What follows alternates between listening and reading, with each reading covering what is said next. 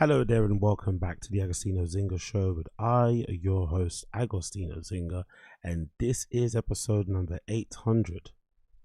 That's 800, that's 800, or as they say in Spanish, that's Ocho, Cero of the Agostino Zinga Show. How you doing? How you feeling? How are you doing? How are you feeling? Wherever you may be. Great, amazing, good to hear. How am I? All good, all things considered. I also cannot complain about how good I'm feeling right now, speaking to you lovely people wherever you may be.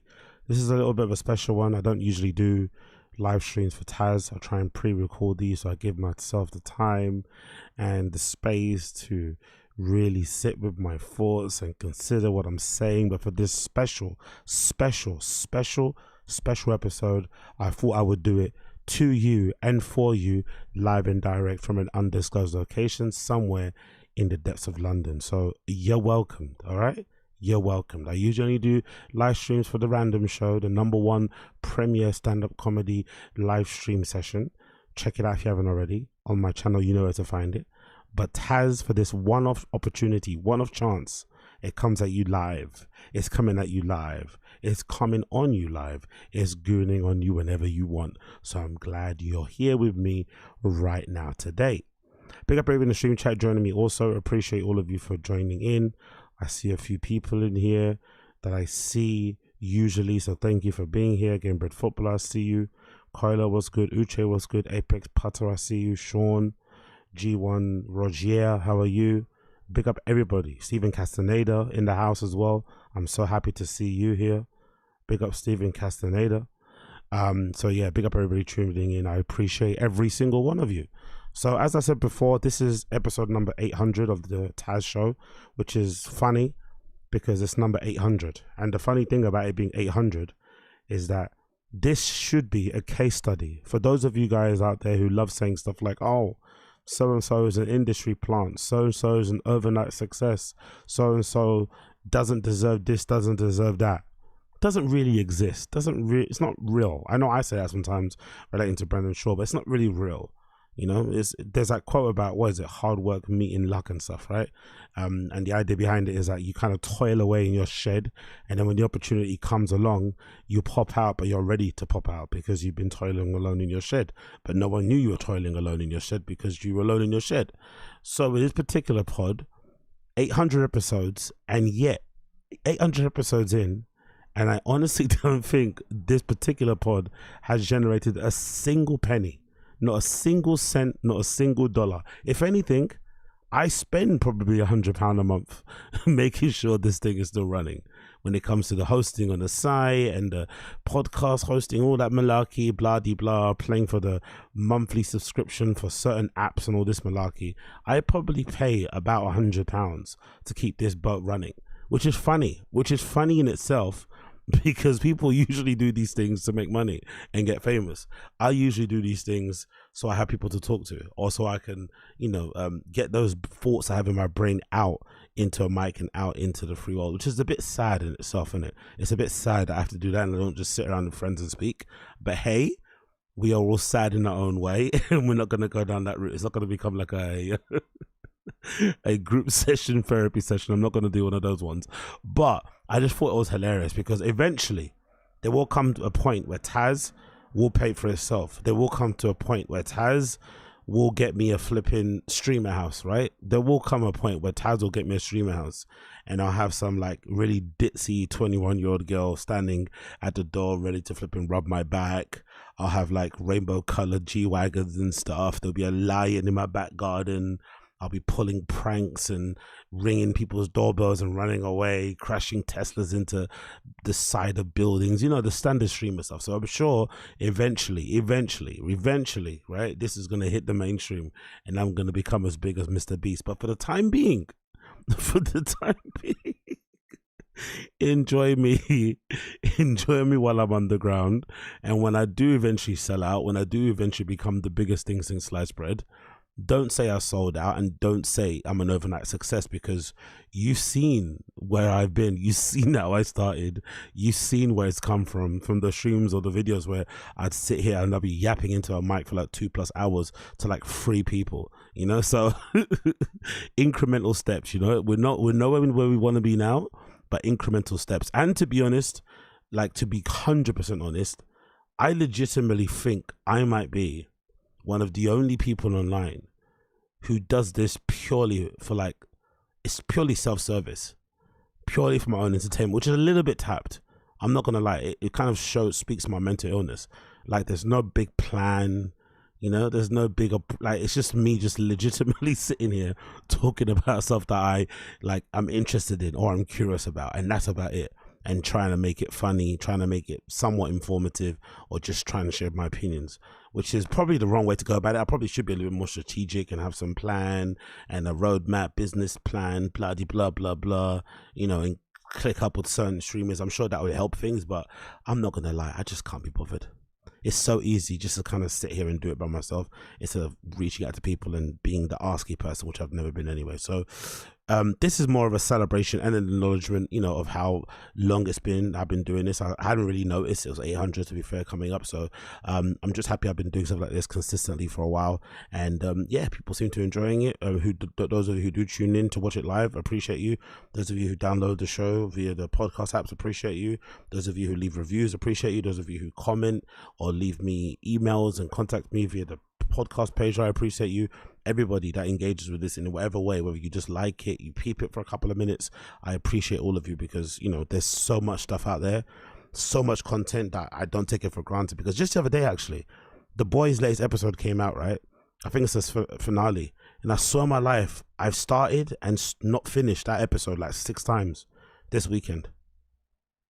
So I'm sure I'm not the only one who's suffering from a inability to focus on one thing and inability to finish, like, actually, you know, well-regarded, highly produced TV shows.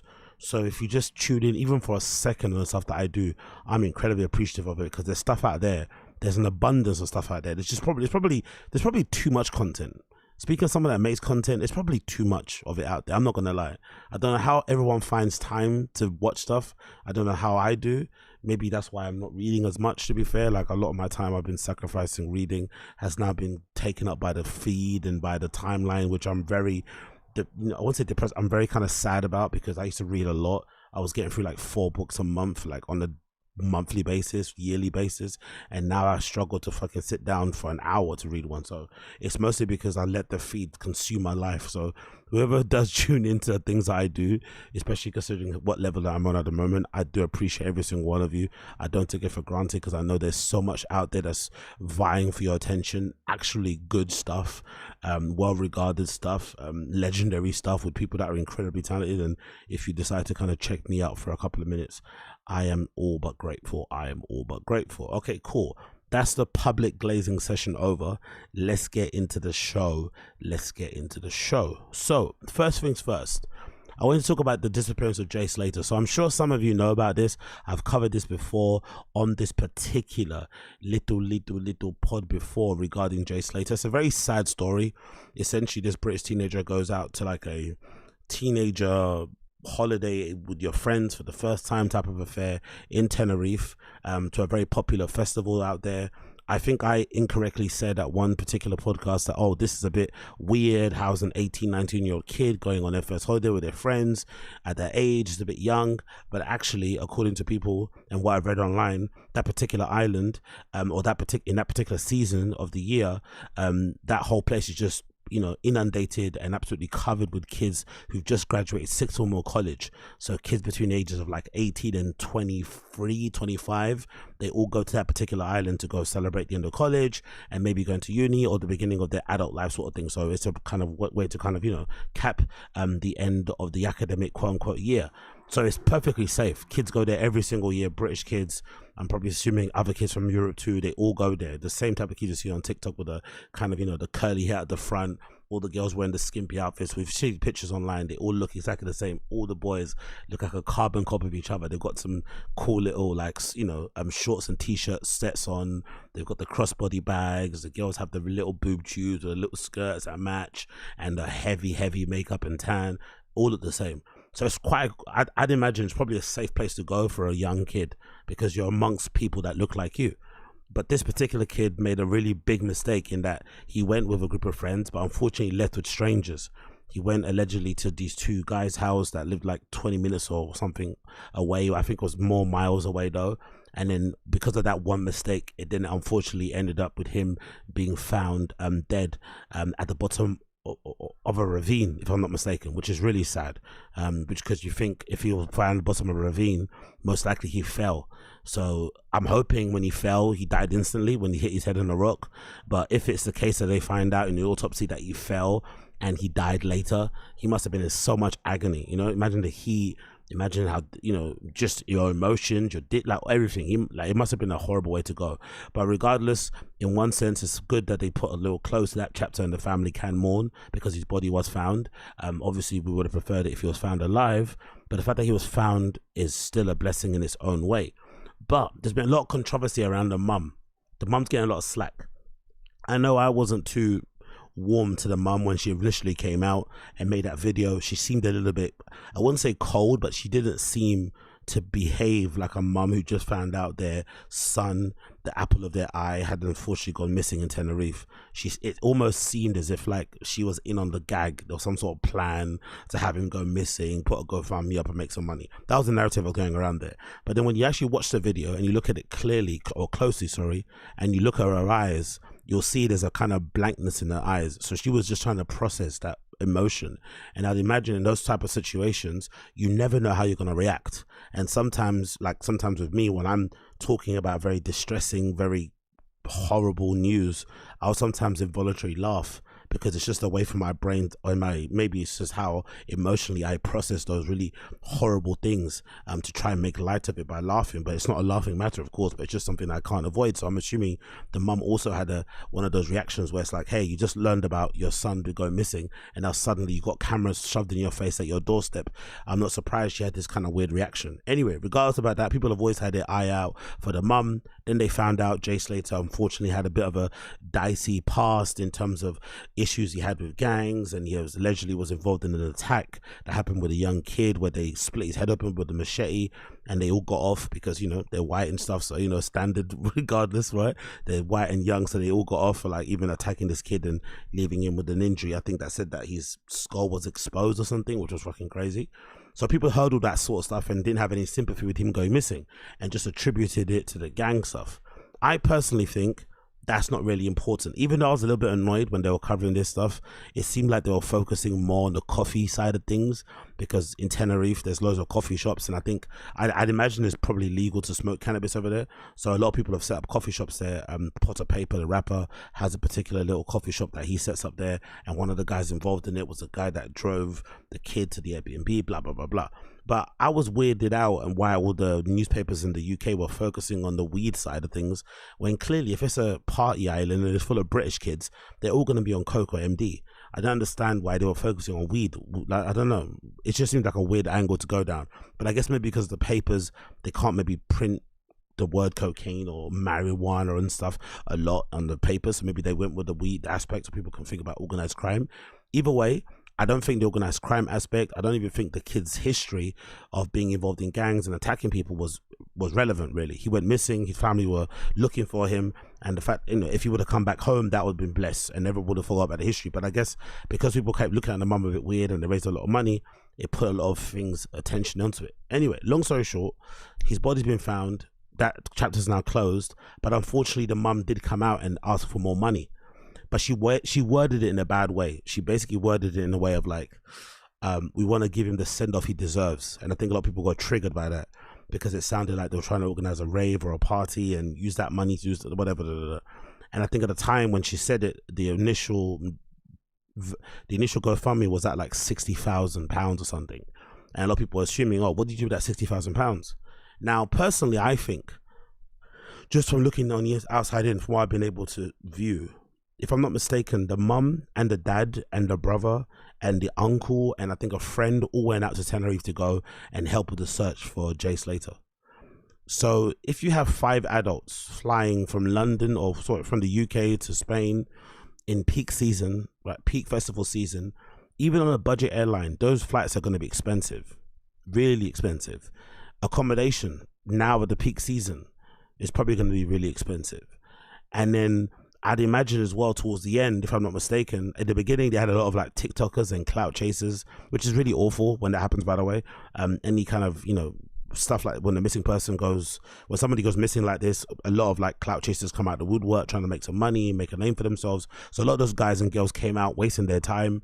And then, fortunately for them, as soon as they put some money into actually hiring people, I think they hired a Pacific team of people who know that terrain in Tenerife very well, and their body was found instantly. So it's proof that if you pay the experts who know that terrain very well, they're obviously going to be able to find whatever you're looking for.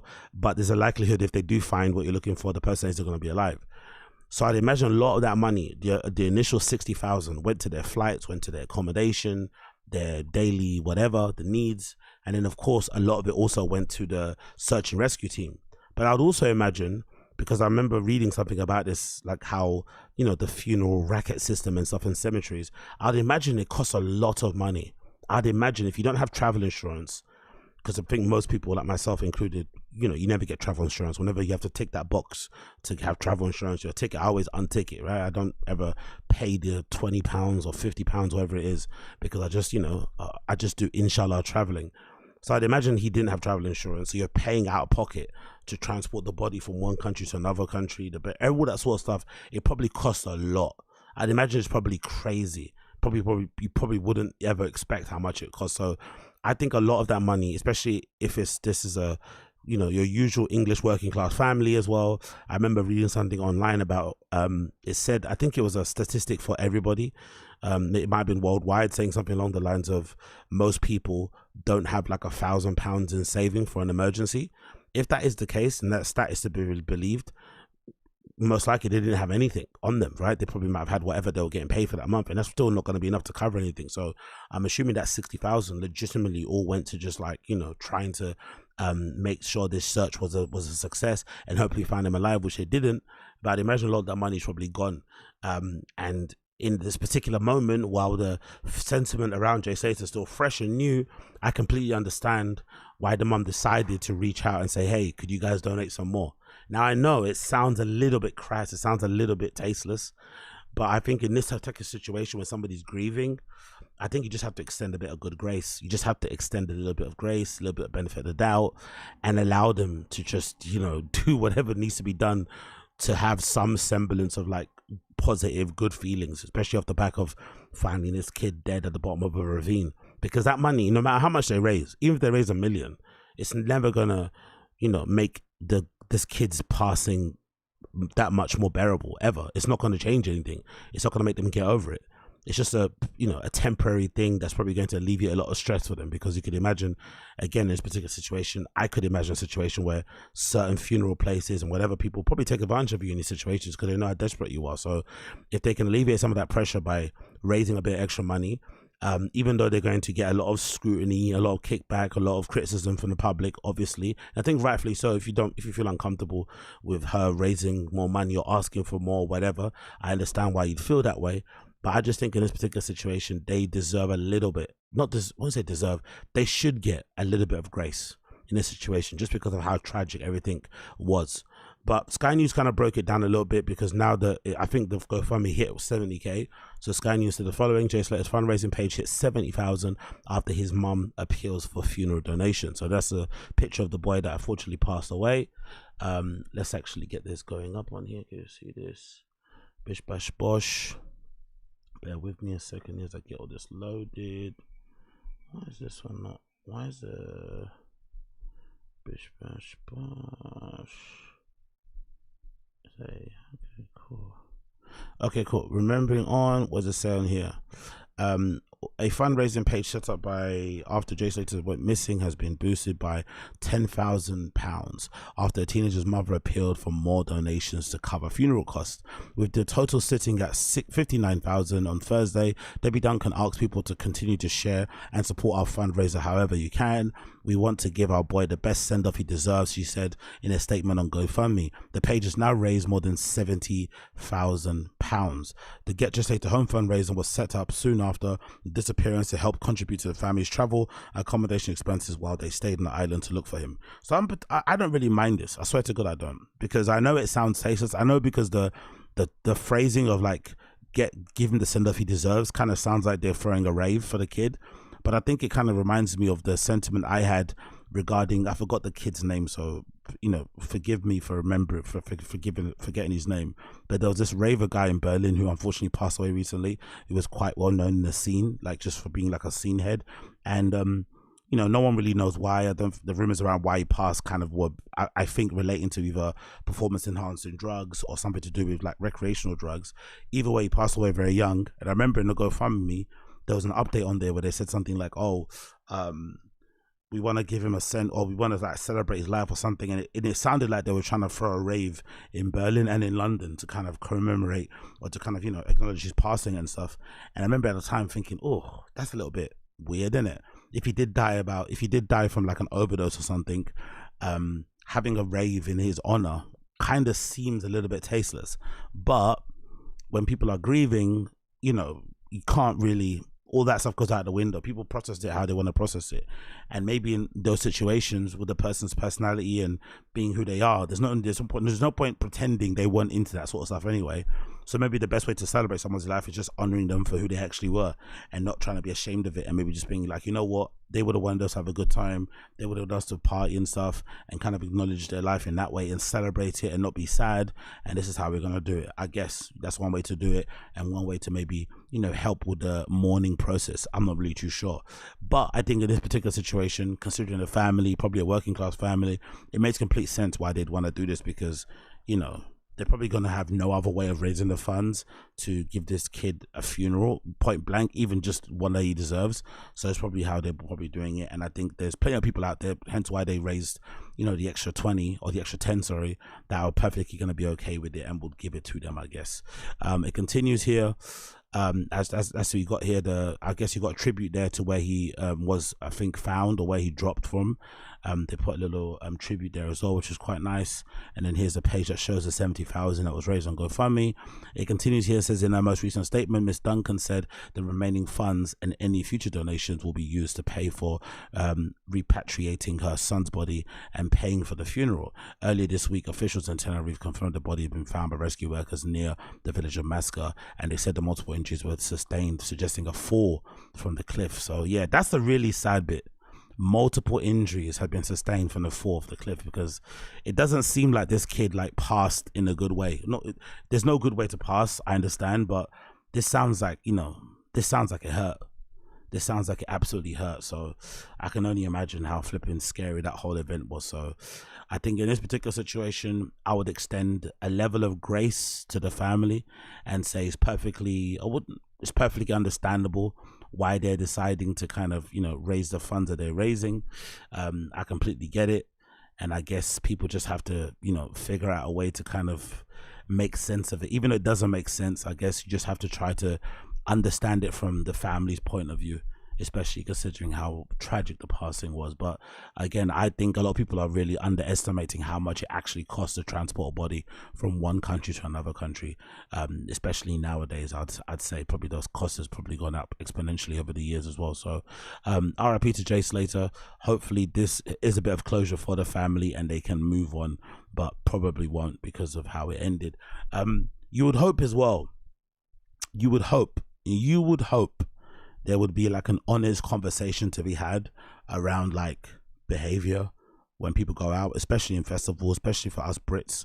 There should be like an awakening. Yeah, there should be one of those kind of, okay, cool, let's actually take a bit more responsibility going out. Because I think even for myself, speaking for my own self, I know for me, I used to be very, very, very reckless going outside, and I'm surprised nothing really crazy happened to me. Obviously it probably helps because I'm a boy and stuff, or I'm a man. That probably helps with my ability to sort of like, you know, avoid a lot of harrowing situations.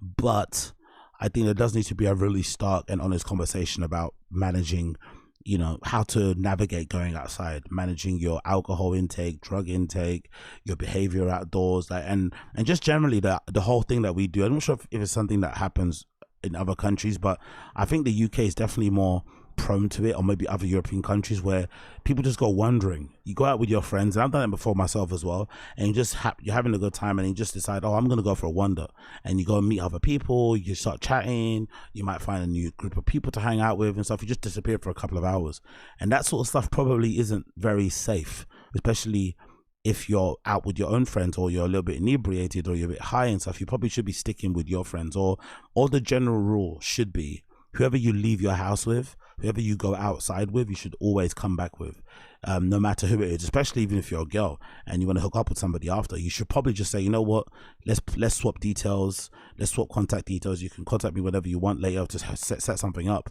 but on that particular night, unless you're absolutely thirsty and starving, then I think you probably owe it to yourself and your safety to just be like, you know what, I'm not going to leave with you, strange man. I'm going to go home with my girls that I came out with, just to be on the safe side, because that's where the problem started for Jay Slater.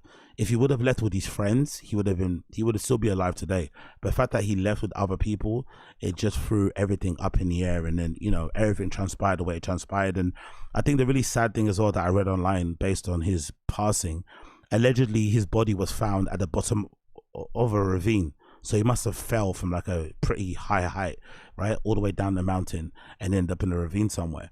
And the sad thing about it is that they're saying allegedly that he must have been looking at the maps, and on the maps, I think the map doesn't really tell you the terrain. It's sort of like, you know, it makes it seem like you can just cross places, but you can't, because most of it is hills and rock faces and crevices. It's just a really hazardous area. So allegedly they're suggesting that that what happened is just a mistake. He basically fell. He was probably tired, maybe still coming down, and he was looking for a shortcut to get to the beach, allegedly. He went to get to the beach because I think his Airbnb was near there or somewhere, or he knew the area around the beach more. But the funny thing is, the beach also wasn't the easiest place to get to, because, you know, it was all rocky and stuff. But regardless, he was heading to the beach, and he tried to cut across the island, but you can't cut across because there's all hills and shit. So he must have tripped, and then tripping is what led to him falling down and obviously, unfortunately, passing. So that was more how he passed. That's what they're saying. There's other conspiracy theories out there that he allegedly had murdered, his body got dumped there. But regardless, I think this whole situation could have been avoided if this kid just would have left with his friends. You know, he went out with his friends and he left with some other strange people who were considerably older than him, which didn't make any sense as well in that regard. And it's just a really sad and tragic situation. So RIP to Jay Slater, and thoughts and feelings go out to his family and friends. Moving on from that story regarding Jay Slater, we have to talk about a story that's breaking news today. Even though I don't really cover politics on here, and I'm not really educated on covering it in any way, shape or form, and it's not my business because it's America, but it has been announced, or Joe Biden just announced it actually on his social media account, that he is stepping down. He is no longer going to be involved in this presidential race, this presidential election. They're going to have to get somebody else to replace him, the Democrat, which is a really, really surprising turn of events, because it felt like recently he was doubling down, which I respect. I'm not going to lie. I respect Joe Biden was doubling down, because it felt a little bit like everybody was involved in the scam. Everyone was involved in the con, but then it was getting a little bit too conny and scammy, and then decided to point fingers, and predominantly pointed fingers at Joe Biden. And he must have been thinking, hold on, you all knew where I was, you all knew what I was about, you all knew where my mind was, and you greenlit me, you gave me the okay signal. Now it's getting a little bit, you know, now it's getting a little bit obvious, it's getting a little bit bait, as you say in the UK. Now you want to kind of turn around and decide to kind of turn your back on me. No, we're all going down together. So I'm glad that he kind of was holding on towards the end, like, no, you don't get to change the rules now. you were okay with me before, and now you're suddenly, because everybody's noticing, because, you know, if you've been paying attention to a lot of his speeches and public appearances, you would have noticed there's been a severe decline in his mental faculties for like 18 months, maybe more. It's super sad as well, because people have been posting videos of him in like 2020, right, being very passionate and sharp, and, you know, on the campaign trail, just generally giving speeches and stuff. And it's a complete contrast to how he is now. Like, he legitimately sounds like he has CTE, or just as an older dude. But Father Time came a knocking, and unfortunately his brain couldn't handle it. But it's just funny that it's happening now. It really is funny it's happening now, because if you're Trump, you're probably thinking, this has been a good week for you, a good week and a half, right? You survive an attempted assassination by turning your head left and right, and then your political opponent has now declared themselves out of the race, which all but confirms, you know, or guarantees that you'll probably win, unless you're so hated that people would want to vote for somebody else just to make sure you don't get the seat, which is entirely possible.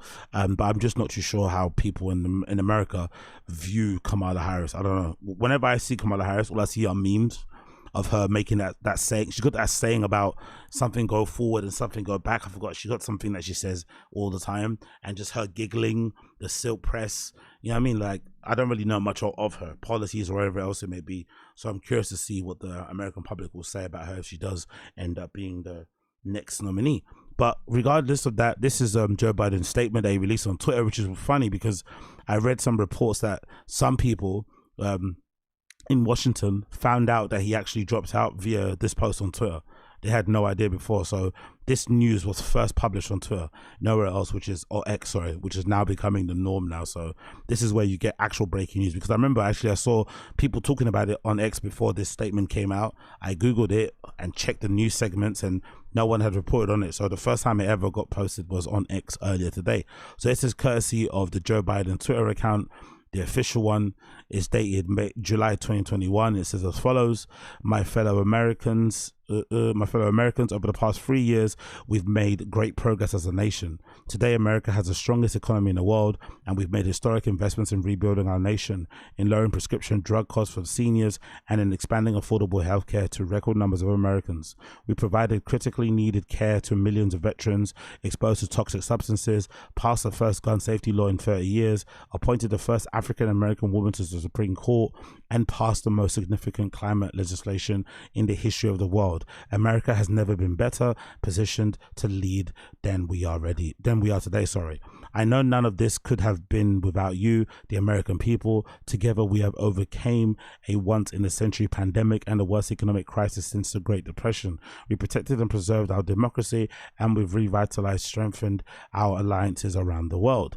It has been the greatest honor of my life to serve as president, and while it may have been my intention to seek re-election, I believe it is in the best interest of my party and the country for me to stand down and focus solely on fulfilling my duties as president for the remainder of my term. I will speak to the nation later this week in more detail about my decision. For now, let me express my deepest gratitude to all of those who've worked so hard to see me re-elected. I want to thank Vice President Kamala Harris for being an extraordinary partner in this work, and let me express my heartfelt appreciation to the American people for the faith and trust you have placed in me. I believe today what I always have, that there is nothing Americans can't do when we do it together. We just have to remember we are the United States of America. Signed, J.R. Biden. So that's the official resignation of Joe Biden. Funny timing, I guess. Weird, odd, funny timing. Maybe some people would say it's a bit too late. But maybe it also gives the person who is going to be stepping in for him a chance to maybe, you know, persuade some people to maybe vote for them as a way to kind of spite Trump. It feels like that's probably the only way you probably will do that to be successful, I'd imagine. Despite, or maybe you come out with some policies that are a little bit more in favor of most people. I'm not really too sure how you go about winning this, because it feels like it's swung the other way. But I could also see a scenario where everything that we've been reading about Trump being the sure bet is completely off as well. I can see that happening too. Like, nothing is guaranteed these days. You know what I mean? Things can be fudged, things can change, swings and roundabouts. But Jesus, Joe Biden is out. Joe Biden is out. And it's funny because, you know, they were gaslighting the public for a while, innit, the Democrats. They were acting like he was perfectly fine. There's nothing wrong with the guy. You guys are all imagining it. And it's like, bruh, that you need to listen to him. And the thing that was sad about Joe Biden and his, degradation of his deterioration, right, over the last couple of years, right, wasn't the way he was speaking, wasn't his face that looked like he'd had a couple of facelifts and a couple of bits of Botox. The really sad thing was when he would stand there and like he's staring off into the distance and not moving. That's when you knew, oh man, like he would just be standing there just just like, God, he's not there. And then, to be fair to him and the aides and the medical department in there, they need to publish the stuff that he took, because they kept him alive. They kept him ticking for longer than probably a lot of us thought.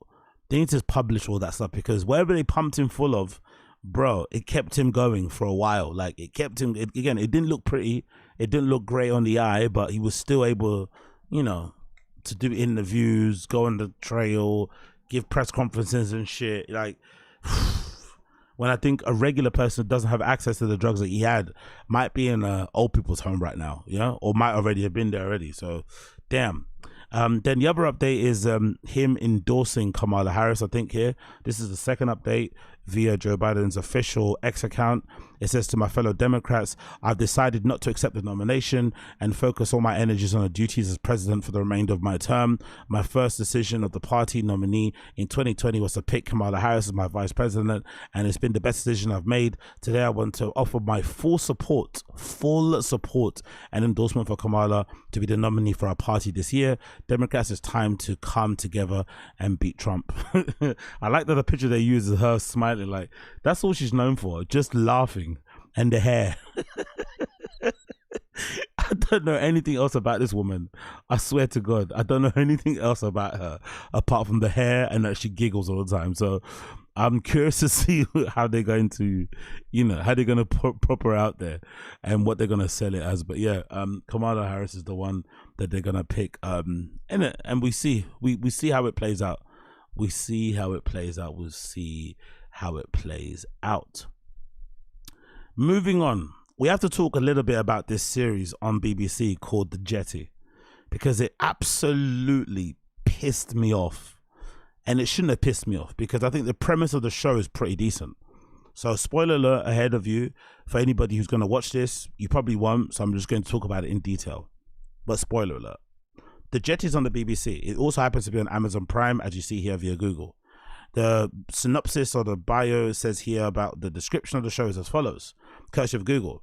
A year on from her husband's death, new detective Ember Manning is called to an answered attack. The investigation brings Ember into contact with an underage pregnant girl who Ember suspects has been seeing an older man. When a true crime podcaster in town to investigate a cold case missing persons case tells Ember that the old man is actually a serial predator, Ember finds herself reflecting upon the age difference between her and her late husband. So for me, I feel like being a fan of thrillers, being a fan of dramas, being a fan of cop stuff and serial killer things or whatever, true crime shit, I thought this was actually a good premise for a show, right? What it sounds like, the overall synopsis, decent premise. But the execution was so shit and was so annoying, it legitimately made me question everything. So essentially, when the show starts, you quickly realize that it's mostly on the progressive side, what people like to deem to be woke, because all the dudes in the shows are monsters or idiots, like they're all monsters and simmering evil people or bumbling idiots. All the women are like super strong, really quick-witted and driven and sharp and all this malarkey, but all the guys are absolute buffoons. And I think all the prominent positions in the show too are filled by women. So it's just an unnecessary detail, but it's just there, it exists, cool. But I thought the premise of the show being that there's a detective who's investigating an arson, who then finds out that there's a young girl in the town who has got pregnant, unfortunately, by an older dude. It makes her reflect on her own relationship with an older dude. And then, spoiler alert, she finds out the older dude that she got pregnant by, unfortunately he passed away, so he's not there in the show anymore. He might have also been a serial PDF himself. He might have had a thing for young girls. Cool. So it's a woman trying to battle that at the first, right? Trying to, you know, do the right thing by finding the killer or finding out what happened to that girl. But also, if you find out what happened, especially since the girl went missing, it might uncover all the details about your husband or your late husband and what he was up to when you were, or before you guys got together. But they were pressing the ideological thing so hard and trying to make excuses and stuff, to the point where it got to a point in this series where this lead detective finds out that her late husband, who died of cancer, also might have been a PDF. So she kind of involves herself in the investigation to the point where she kind of, you know, withholds some bits of information that she finds out. She eventually gets suspended, obviously, but then while she's suspended, she still works. She does some finagly shit to impede the investigation, and in the end, she doesn't serve any jail time. She doesn't lose her job. Nothing.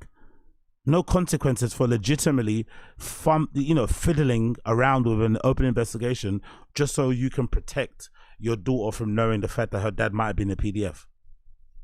And the daughter was incredibly annoying too in the show. Like, I think they have the dad's ashes in a box, and they get some sort of argument, and the kid decides to just like dash the ashes out of the window in a fit of rage, and then comes back and says, "Mom, I'm sorry." I'm like, what? Is that like a cultural thing? I can't imagine ever doing that to my parents, bro. I wouldn't have a house to come back to. She just throws out the window her dad's ashes, who they both miss dearly, despite his, you know, background of maybe being a PDF, and she just come back and says, "Oh, I'm sorry, Mum. Sorry I did that. Sorry I just dashed dad's ashes out of a window." What? Like, I was watching the show, like, hold on. Like, she doesn't get like punished. She doesn't get like grounded. There's no like slap. And it's the first time the mum's ever hit the kid or something, like something. But no, the kid can't get slapped because the kid's a woman. It's a daughter. Cool. The woman can't be seen slapping the kid because that's child abuse, and women don't abuse their kids, clearly. It was like so unnecessarily progressive. And the actual plot, the actual synopsis of the show was interesting. Even the main-ish character, there's a girl in the show who goes missing, right? And there's loads of flashbacks that you're watching. And the flashbacks are basically that this detective lady, this Amber woman, her late husband was dating that missing girl. The girl that everybody thinks is missing but actually passed away. And in the flashbacks, this young girl that went missing is like a really popular, the hot girl in school, and she befriends a very awkward and shy and introverted girl who then happens to be lesbian, right? And the mum of the, you know, soon to be lesbian girl basically gives the girl a really interesting like advice in the car when she starts to see that her daughter's maybe getting influenced by this girl, because she starts to like wear her clothes a certain way, she's applying lipstick, you know, she's kind of, you know, doing all those type of things where you can see that there's another influence coming in and maybe disrupting and negatively affecting your kid. And she gives this kid a really interesting bit of advice, which I never understood, which I never had heard, because obviously I'm not a girl and shit, but I imagine that's something that happens. And she's like, oh, be careful with this really popular hot girl, because sometimes girls who are like sexually promiscuous at a young age, or girls that are very in touch with their femininity at that age, can sometimes play with the attention. They just want attention. They like the attention. And sometimes they can be quite mean in that they purposely play with girls who they know are gay when they're young, but they have no intention of pursuing a relationship. They just basically enjoy the fact that they get attention from older dudes, and they get attention from girls that are young who are still maybe, you know, exploring their sexuality. And I was thinking, oh shit, that's interesting. And I think she made an example of that. Oh, when the mum makes an example and says to the girl an anecdote, when she was younger, she was one of her like friends who was a hot girl would always change with the door open, and she knew the other girls would be watching, you know, that type of thing. I was like, oh shit, that's very interesting. Cool, let's explore this, right? This whole, you know, there's some ideas around like persuasion, coercion, seduction, maybe a little bit of abuse. Like this, it's very murky, but it could be a premise for an interesting show. Instead, it just ends up being, oh yeah, the dad was the evil guy, right? The guy that passed away was a bad dude, and then I think the twist at the end is that the girl that went missing, the twist at the end, the girl that went missing, who this woman's late husband was dating, she died. She's actually not alive. She's dead. She didn't go missing. She didn't go traveling to Bali and backpacking in Southeast Asia. She's actually dead. And she died because this particular woman was driving in a car, drunk or high off some pills with the husband and a friend. And she didn't know because she was so high off the X or high off the Percocet, whatever, that she crashed into the girl. But she didn't remember because she's so high. And then her husband helped to dispose of the body. That's the twist. But but that's the thing. So it gets uncovered that she's actually the murderer, but nothing happens to her. I think the last shot of the series is her standing on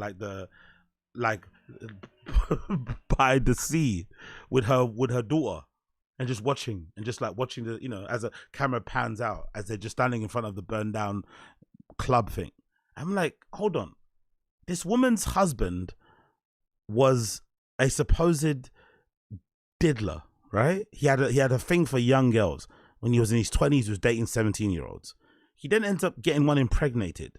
They actually get married, cool, whatever. But then he passes away from testicular cancer, which is funny too in itself.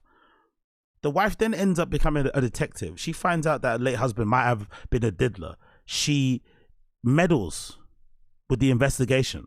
She gets suspended. It seems with pay. She then meddles again, doesn't get arrested. Then it gets revealed that she's the one that actually killed the girl and not the PDF husband, and she still doesn't end up in prison. I was like, how is she not in prison? Like, I don't get this. Like, and I think the whole premise is behind this because she's a woman, she can't go to prison. Like, women can never be evil in this show. It's always the dudes. Because I think there's like 4 dudes in this show who they never really say explicitly, but they basically suggest that these dudes are like bad dudes. Like one older guy might have raped his daughter. Like all the dudes in the show are the worst of the worst, but the women seem to be just there's nothing bad that they can do. It's even when they disturb an open investigation, and I honestly couldn't get my head wrapped around it because it was so unnecessary. You don't need to do all this stuff. You don't need to be this progressive because the subject matter already would allow you to talk about some very dicey topics, some very touchy topics, things that probably you only would hear about, around certain people and whatever it may be. Like, that's where it could come from. Like, with some good writing, you could probably tell this story, even with all the main people being women. I don't give a fuck, minorities and blah, blah, blah. And also the funny tidbit as well at the end of it, she then decides to go and get some help, right? And speak to a psychologist and whatever. And obviously the guy that she speaks to is some cute black guy, and she kind of falls for him a little bit. And it's like, oh God almighty, the ticking of the boxes, right? Like, all women leads, the love interest is some black dude. Like, okay, cool, man, cool, whatever you say. And it's so unnecessary too, because there's a nucleus of a good show here, but they just completely fucked it up. If you ever do watch it, just keep in mind this woman somehow avoids prison. I don't know how she does it, but she ends up avoiding any consequences for her actions, which I honestly do not understand. But the Jetty is available now on BBC, on Amazon Prime. If you like that type of stuff and you like the sound of what I said, check it out. But I don't recommend it. Like, I wasted a couple of hours of my life speed running through some episodes, and I would like that time back. Next on the list, we have to talk a little bit about this. So I've been a really big fan. I'm not gonna lie, I've been a really big fan of iShowSpeed lately. I've been really enjoying his European tour that he's been on, and I've been enjoying it mostly because it's refreshing to have like an IRL streamer who isn't going around trying to annoy people. Most IRL streamers, maybe it's part of the genre, but I don't understand this whole premise that all IRL streamers have this tendency to just make their content about how can I annoy people?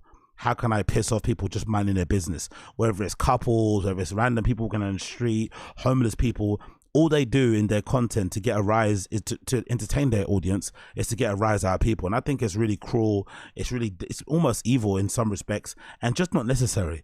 There's enough things that happen in real life to yourself day to day that you could do that doesn't involve you having to like poke people and provoke them to do something for you to get content and you to like appease people online and make your monies. I think that's awful. So at least with iShowSpeed, when he's going to Europe as an American kid for the first time, you'd imagine, on this tour and going to all these different countries in Europe, most countries in Europe that I haven't even visited. He's going to fucking, you know, far-flung places in Europe and actually engaging with the public and walking around and eating all their local dishes and visiting certain sites and whatever it may be, and obviously meeting the fans and shit. I've really enjoyed it. And also the fact that he's American, I think it's a good motivation and inspiration to a lot of kids to show them that you don't always just have to do the whole standard streamer thing of like buying APs and Lamborghinis and G-Wagons. Sometimes the benefit of being a streamer that makes millions and millions is that you get the opportunity to just do what you want. You can kind of travel the world and just live stream it and also make some money. You know, you can kind of find out like how great it is to use your funds to do those type of things and have those life experiences instead of wasting it on frivolous things like, you know, fancy watches and fast cars and shit, which are also good, but I guess those feelings and those emotions, those experiences are probably fleeting.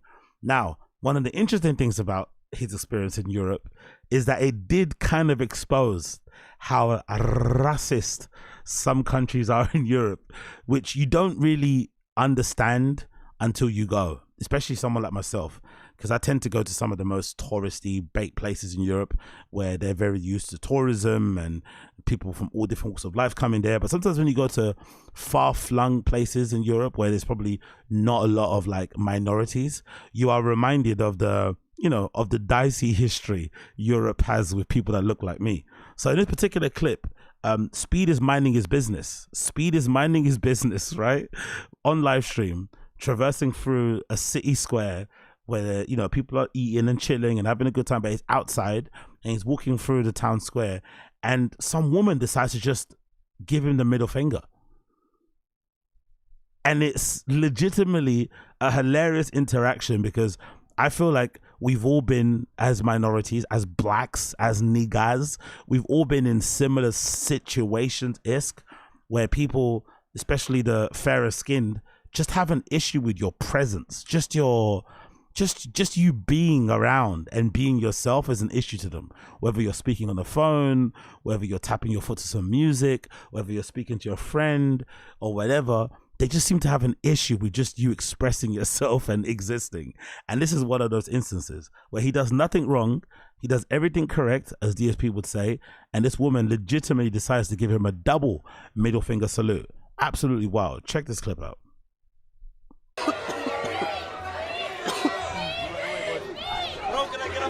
Middle fingers to me? Why you put a middle finger to me? Why you put a middle finger to me, Mel? Ready. No, she put a middle finger up to me. Why though? I tried to have dinner. What a cunt.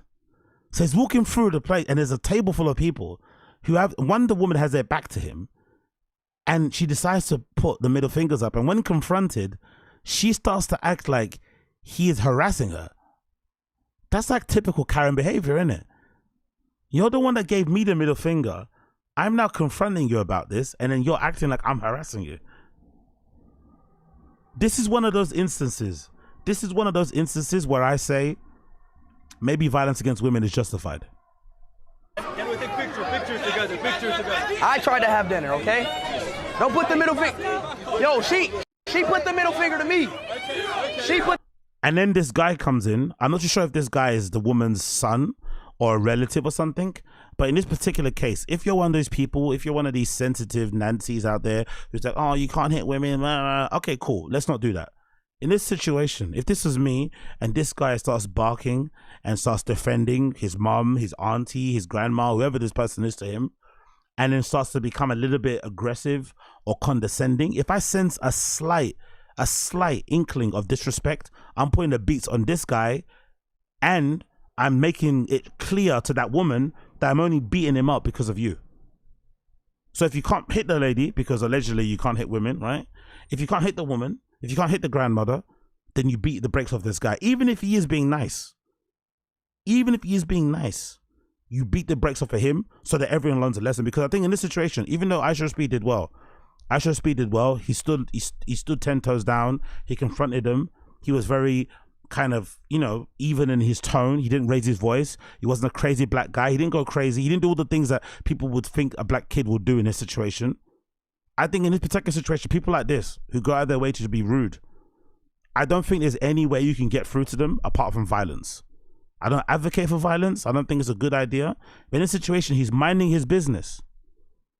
I think the only way this woman learns is with pure and utter violence.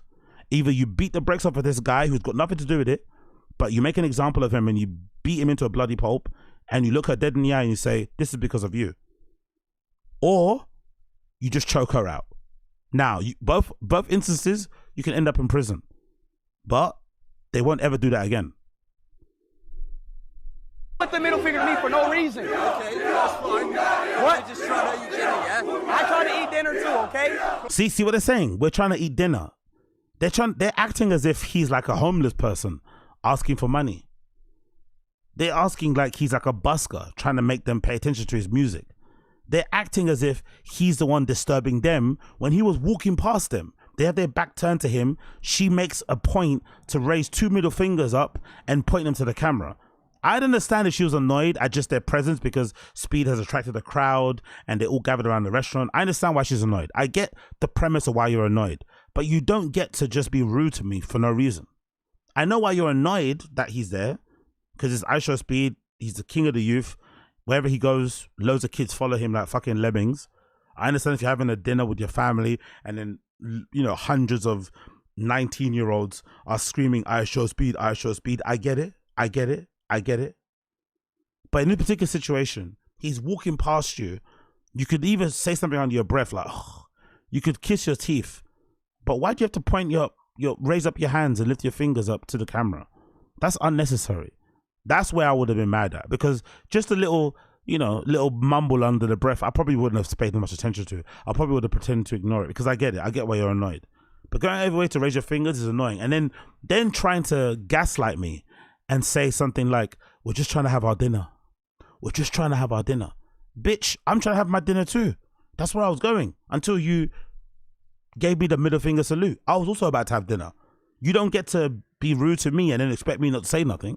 And then when I say something, you're making it seem like I'm going that way to disturb you. You disturb my peace, motherfucker. So in this instance, you have to beat the guy into a bloody pulp and then maybe beat the woman up into a bloody pulp too, because now they're both annoying. I'm just trying to do the same thing, okay? So relax. I just came here to eat dinner just like you, so don't get mad at me, okay? I'm sorry that this happening, but that's just what it is. That is how, like, I would have never said the words, I'm sorry this is happening. It's a somewhat of a public space. Where the restaurant is not a public space, but the rest of it is. I know it's annoying, but I'm going to be gone soon. These guys are going to be fair for it. If you've been to Europe, you'll know most European places, especially with a decent restaurant scene, people sit outside and eat for hours. They might be there for like from the afternoon all the way into the evening. So it's not like they're going to leave here anytime soon. He'll probably will. He doesn't stay that long. He'll probably have something to eat and then bounce. So it's not even like you have that long to endure it. Just suck it up. Be an adult and behave like an adult. Don't behave like a child. Even the children on the camera, on Speed's camera, don't get in front of the camera and put middle finger up when he's on stream. Even the children know how to behave, but you guys are acting like children. Then the child confronts you and then you start trying to play the victim. I would have blacked out. this, okay? Cool. Let's agree then. You go one way and we'll carry on with our dinner. All right. Look, honestly, how could you be condescending to me about you go one way, we'll carry on our dinner? I was going another way until this woman gave me the middle finger salute.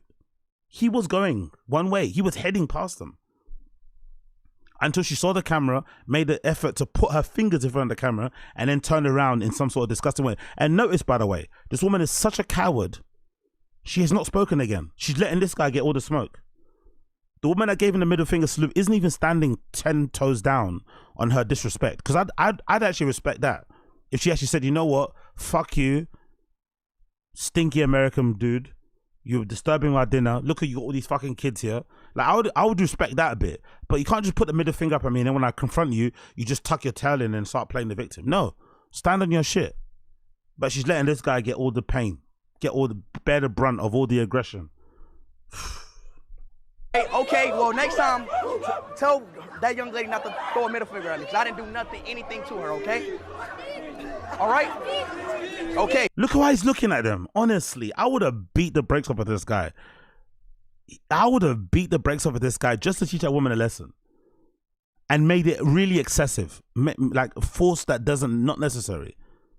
Unnecessary force, maybe over the top force, because in this situation the whole table is pissing me off now, because what she did was completely wrong.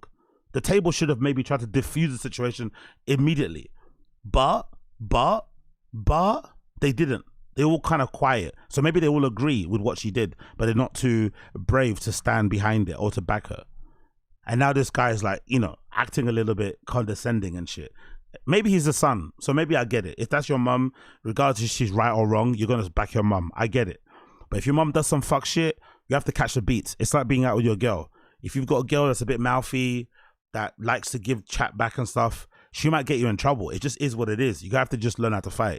It happens. Sometimes you have a sibling. Sometimes you have a sibling who's like that, who maybe is a bit of a liability when you go out. They get drunk and they start getting a bit aggressive. Like, it's just what it is. If you're gonna go out with your brother, you have to bring your mouth guard. You know, if you go out with your sister, you know what I mean? You have to bring you have to put a couple hairbands in your bag to tie your hair back in case something goes down. You know, it just is what it is. So in this situation, I understand all sides. I get why the woman's annoyed for putting a middle finger. I get why this guy jumped in, if that's his mum or his grandmother or auntie. But in this situation, lessons need to be learned. And that lesson comes at the edge of, you know, at the pointy end of your elbow, at the end of your fist, and maybe on the soles of your feet. Hey, have a nice dinner. Yo. But again, not surprising. If you've been to certain places in Europe, especially Central and Eastern Europe, so forgive me, all my Central and Eastern Europe brothers and sisters, but y'all people don't like niggas, especially niggas that act like niggas. You don't like it. And the funny thing is, the majority of kids that are following Speed in these countries, guess what? They're all white. That's the funny thing. He's got an international fan base, but every place that he goes to, especially in mainland Europe, is majority white. So the white kids that love him go and follow him. So it's not even like, so this is definitely directed at him, the hate. It's not even directed at the kids, it's directed at him. Loud black man, rich black man, boisterous black man. Like, we don't like you. And I find it interesting because it's just a reflection of it's a representation of like even my experience. I'm nowhere near as famous or as clouted up or as rich as this kid, and he's getting this despite clearly looking like a celebrity. He's walking through a restaurant with security guards. There's people cheering his name, so you know he's a noteworthy person. So you'd think if this was me, I'd get it. If this happened to me, I'd get it, right? Imagine, you know, I'm just by myself and I'm making. I would understand a little bit. I'm on the phone. I'm playing fucking the new, I don't know, Young Thug album on loudspeaker. I'm talking super loud to my friend. I don't know, whatever. I'd understand this. But you'd think they'd be a little bit shy about doing it because he looks like a celebrity. All the kids are chanting his name. He's got 2 big black security guards around him. You just would be a little bit like, you know, shy of doing it. But the fact that she wasn't shy to just like stick her middle fingers up to the camera is just proof. It's just proof how racist, how utterly racist parts of mainland Europe can be. So if you are of the darker complexion and you're considering coming over here, especially in Europe, I would be aware. You should just be aware of it. Don't be dissuaded to come because obviously those countries are amazing to go to, great cuisine, great sights to see, great people. But just keep in mind, if you get some odd looks from people, if you hear them mumbling underneath their breath or giggling, sometimes they're going to say some crazy shit to you. Sometimes. And you have to be ready to stand on your shit. And in this situation, especially with the security guards, I would have just blacked out on the dude. I would just blacked out on the dude and made the security guards maybe hit the grandma. Fuck it. Make the security guards hit the grandma. They're there to protect you anyway. They're there to look after your safety. Make those big black security guards beat up the grandmother. That would have been a vibe, you know. that clip would have gone viral. I think that's what I would have, because in this situation, like, somebody has to learn a lesson, because that woman's attitude was just stinky, you know, to do that sort of stuff when he's not actively doing anything to you and hasn't, you know. Maybe the other clip where he makes a baby cry would be more of a reason to like give him the middle finger and shit. I get it, but in this particular situation, he's walking past you and you go out of your way to put your middle finger up. Like, you're an arsehole. You're a complete arsehole. It's unnecessary. Very, very, very unnecessary. But hey, what can you do? What can you do? Nothing. So I've been wondering, because I'm very excited about Junction 2 Festival. Junction 2 Festival is happening this weekend, and I plan to go on the Saturday and Sunday. I'm not looking forward to it because of the fucking distance. It's in Boston Manor Park, which is like, if I'm not mistaken, it's on the way to Heathrow. So it's like deep west, and I live not in the west. So I have to travel quite a far distance to get there, maybe an hour or so on the train. And if you know anything about London Underground trains, especially in the summer, they're not the coolest place to be. So it's going to be very sticky, very hot, very humid, with not much air conditioning, and it's probably going to be full of people who also are going to the festival. And usually trains in London that go to festivals are usually full of people who are very festily or in festival-y vibes. So they're drinking, they're consuming drugs, they're being loud, right? Which is funny considering what we spoke about earlier. So it's been a bit of a mess of a journey to go on. But I decided to check the social media feed of Junction 2 to see Wagwan. And I was surprised, shocked and surprised to see there's barely any updates. Maybe this is a good sign. Maybe it's a good sign for a festival, because I think some festivals, like I think of like Stone Techno Festival in Essen in Germany, which I hopefully plan to go to sometime, maybe next year, or obviously next year now. But they do a really good job. I think even Deckmantle do a good job of having a really great social media presence. Even a place like, even a festival like, what's it called? EDC and shit. They're incredible on their social media feed, like daily updates, countdowns, loads of like material and clips to get you hyped and ready to go and shit. And if you're not going, to give you FOMO. But Junction 2 has been a bit dead in terms of the promotion and marketing.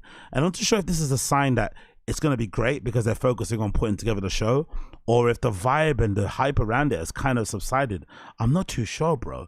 It just seems a little bit meh, you know, like nothing's going on. The latest post I've seen here is this particular post here, which shows somebody saying, somebody called Manami Sakamoto, who's the person in charge of the visuals, I'm assuming. There's a map here that shows the layout of the festival, which is pretty cool, I guess, in some respects. And then there's also this post that shows the work that's being done to get Boston Manor up to scratch for the festival itself, right? So, you know, cool enough, but that's about it.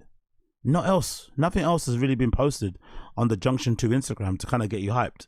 This is obviously iconic because this is the bridge, or I think this is the motorway that kind of covers Junction, which is the reason why they're allowed to have such loud noise here, because Junction 2 is one of the best festivals in London because of the volume levels. Most London festivals volume levels are so low it's criminal, to a point where you have to stand legitimately at the front. And I hate standing at the front. I hate standing at the front of anything. Festivals, live shows, I think it's a lame place to be. But unless you want to stand at the front or near the front and the sides, you can't hear the music if you're at the back at most festivals, because there's loads of rules and regulations and laws around like noise pollution.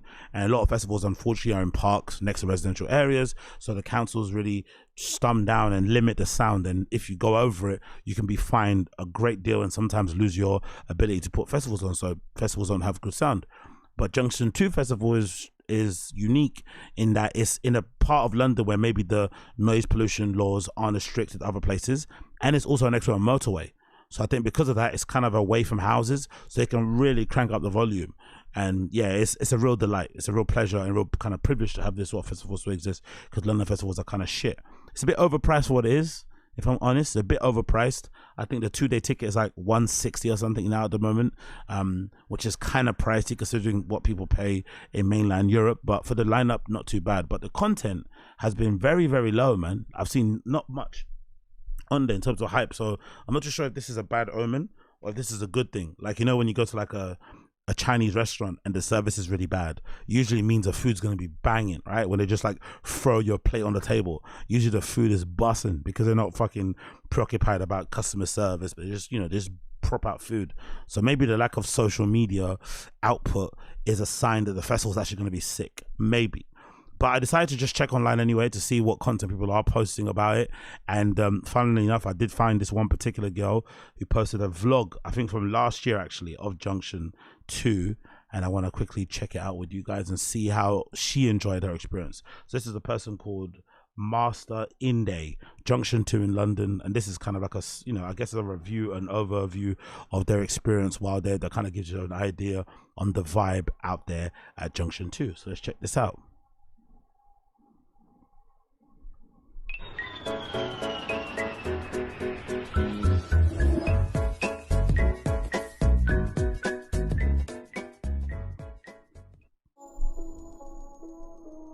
Also, by the way, I've seen a very distinct lack of like festival vlogs in general. I wonder where everyone posts that content. Maybe on TikTok and Instagram. Maybe people put like slideshows and little one minute little kind of reels. But there's been a distinct drop. I don't think people like, I don't know what that is. Maybe it's a sign that people are actually enjoying themselves and not wasting their time recording stuff. But you don't really see many vlogs anymore of people like posting festival vlogs. Like, you know, it just doesn't, it's not a thing that exists as much as it was in the past. Or maybe I'm just don't know where to look.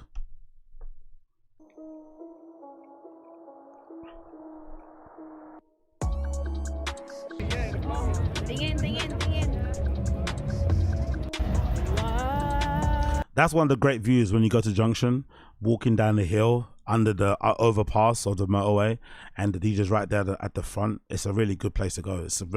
It's picturesque, actually. They do a good job of creating this space, so it works really well on Instagram and socials, with it being square and shit, and the noise kind of flooding in here, and it's really loud and shit. So they do a really good job how they set it up, to be fair.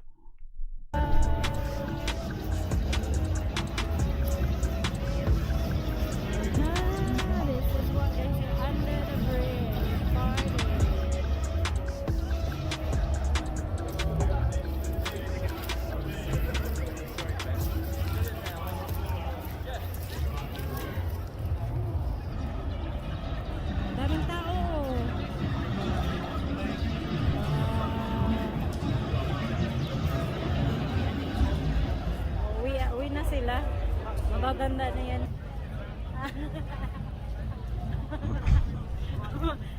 Gumala.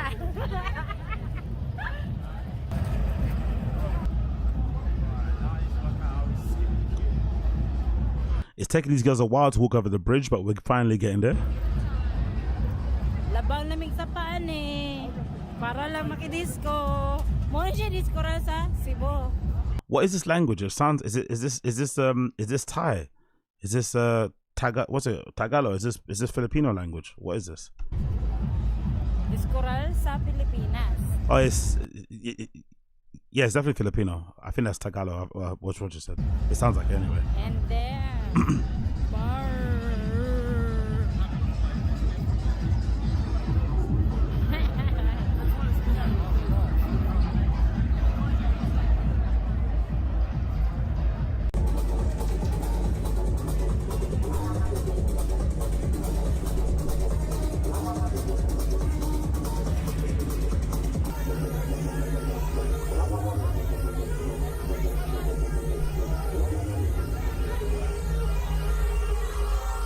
I guess the only thing I have to keep in mind when I go this year is to make sure I don't wear like new shiny shoes, because the sand and the dust and everything else that people kick up in the festival is crazy.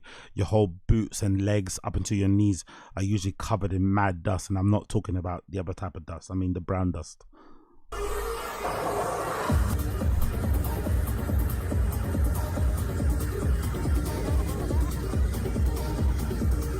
Aunties are getting down. Fair play.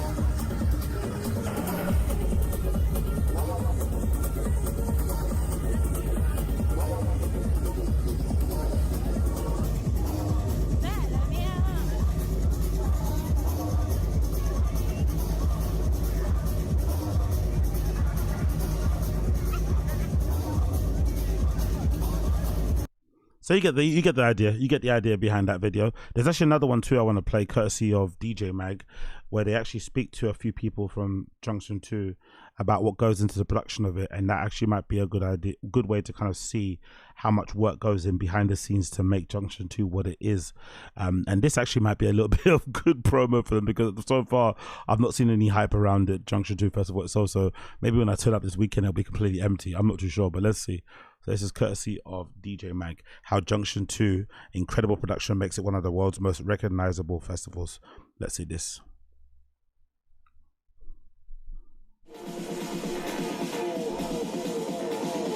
Junction 2 is really one of a kind festival. It probably goes up there with one of my best DJ memories. It's amazing having a stage on the motorway like that.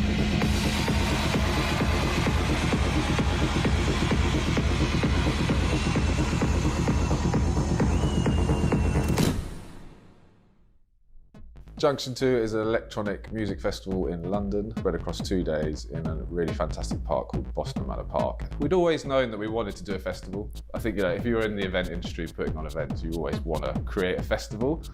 By the way, the festival scene in the UK, I think, has boomed lately, but it's a sad reason because you can't really open up clubs anymore. So people are now deciding to do festivals, especially like day parties, as a way to get around it. Because they're so strict, the laws around clubs and licenses and shit, which is really sad because I think it's kind of hurt the scene because there's literally like 3 good clubs in London, max, that you can probably trust to go to and spend your money at. The other ones are usually a bit shit, including Fabric, which is our institution, but has kind of fallen by the wayside of recent years. And now the only way to kind of do events, if you can't go and host an event at some of the 3 big clubs that everyone wants to go to, you just do a festival or like a day party. And that's the only way to kind of have extended hours. That's the only way to kind of do, be a little bit more flexible with how you produce things and whatever it may be. But we've lost their ability to open up clubs and now everyone's doing festivals. And if I'm honest, there's probably too many festivals, probably too many. Searched quite a long time to find the right site, and Boston Manor popped up. There are some incredible, unique spaces in London, as we all know, but I don't think that many of them are in a greenfield setting. I loved it. I mean, I was blown away when Boo, first hate Adam Beyer. The main thing I remember was arriving at the bridge stage and just seeing that huge concrete sort of structure going off into infinity almost. You got a bit of everything. It's hard to find a venue that has like an urban setting with nature around it. When it says urban, does it mean blacks? What's he talking about here? Adam Beyer is always full of shit. I don't know. There's something about being that age and dressing like that kind of just rubs me up the wrong way in general. But hey, what do I know? Business, techno, deaf. Open field, under a bridge, in the woods, like it has all these different parts to it that makes it really special and interesting and something for everyone. I looked at my directors and I was like, are you serious? Like, how come nobody has used this place before? The reason why no one's used this place before is because everyone's kind of copycatty. I remember when I was doing my little parties and stuff and we'd have ideas for flyers and do little cool designs and shit, and you see somebody copy it instantly. Like, people don't really, I don't know, there's not a lot of creativity in nightlife, unfortunately. There's a lot of creativity when it comes to the music and the DJs and how they play, but when it comes to putting on events, everyone kind of does the same thing. An event in this industrial type space, square, minimal lights or dark completely, loads of smoke, a table with a black cloth and some decks.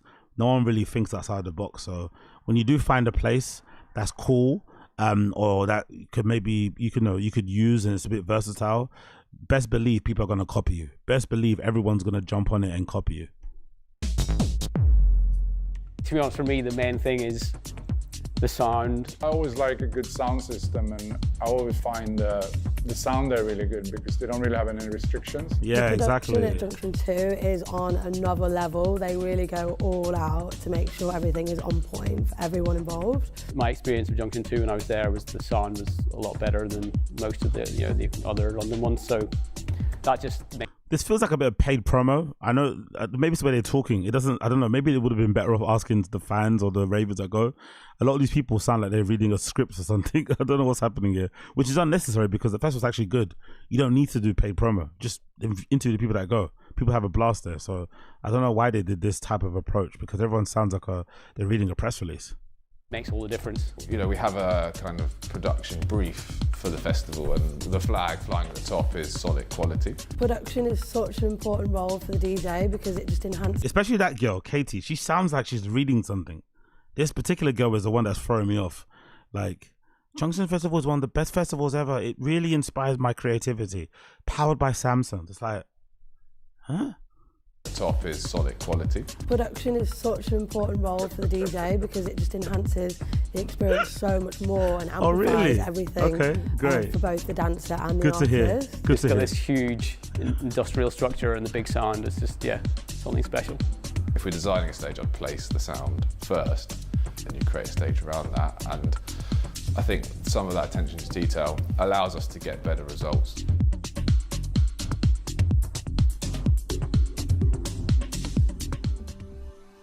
So we started at 5,000 2016 and we had 4 years of Junction 2.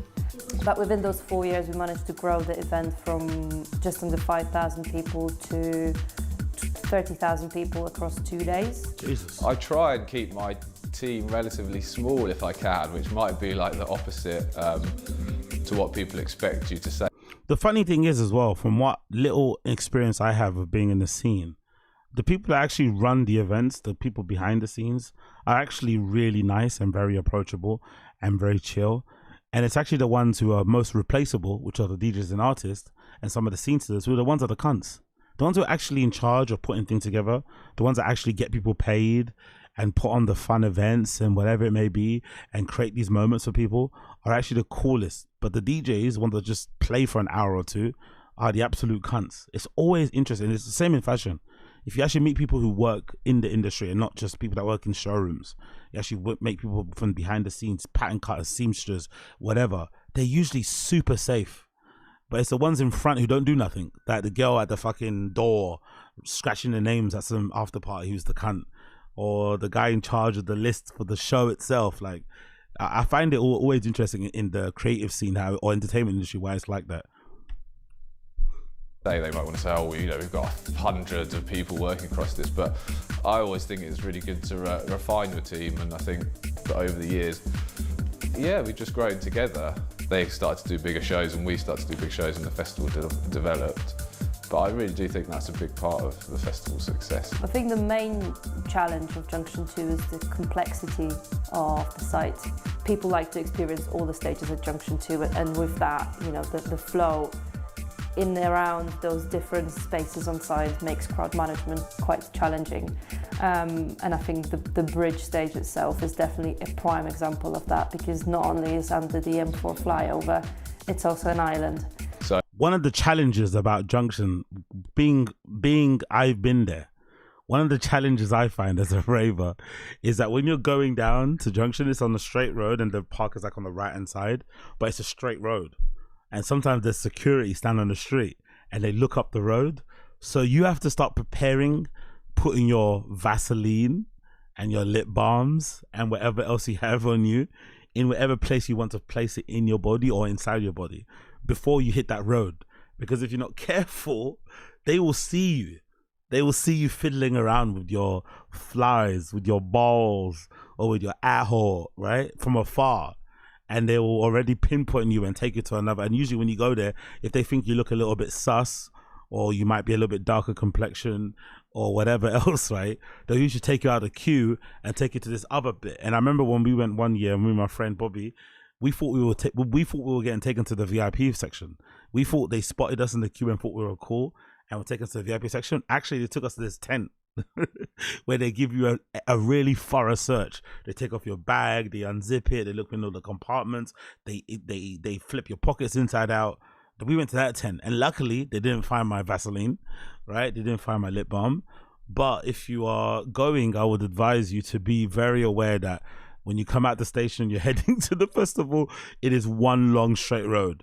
And sometimes they have stewards and bouncers on that road looking up, and I think I even saw one wearing fucking binoculars, right? Just literally with binoculars looking down there to see if anybody's doing anything untoward, like, 200 meters away. So be very aware of that sort of stuff. So that's a challenge. We have to put in 4 temporary bridges to go across. And again, the first year, finding out what's the best way to do that and an affordable way to do that, which we ended up in pontoons in the end, but that was quite a challenge sussing that out. We need to get people on and off that island safely and moving on that island safely as well. So that's probably the biggest challenge.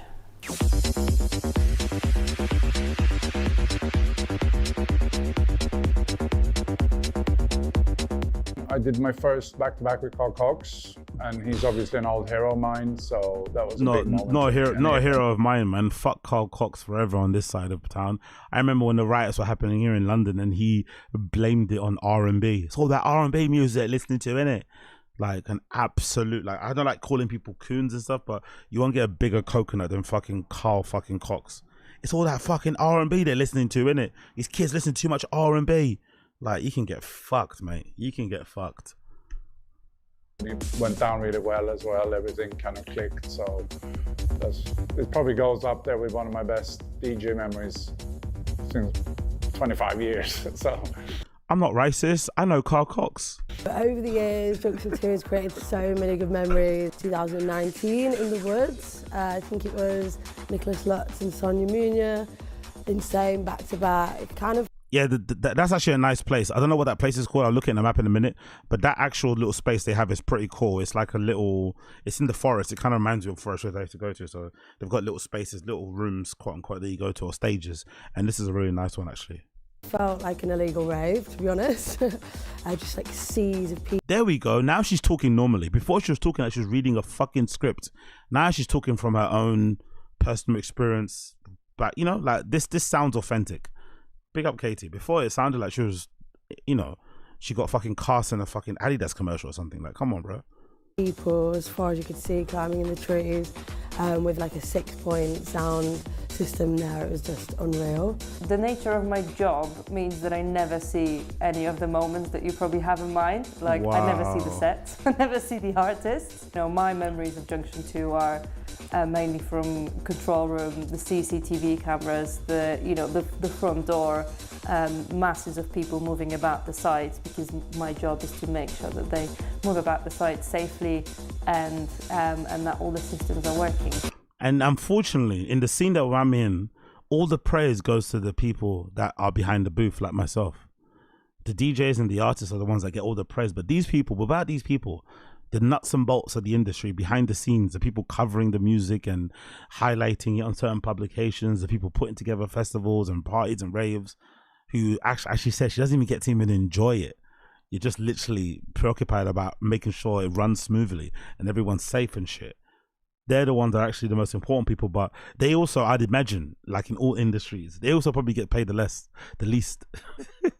The DJs get like 10 grand for an hour set, and they, you know, maybe struggle to make minimum wage and shit, or maybe have to get another job to kind of balance it out, especially because you imagine a festival, you probably couldn't work for a festival company year round. It's probably seasonal work.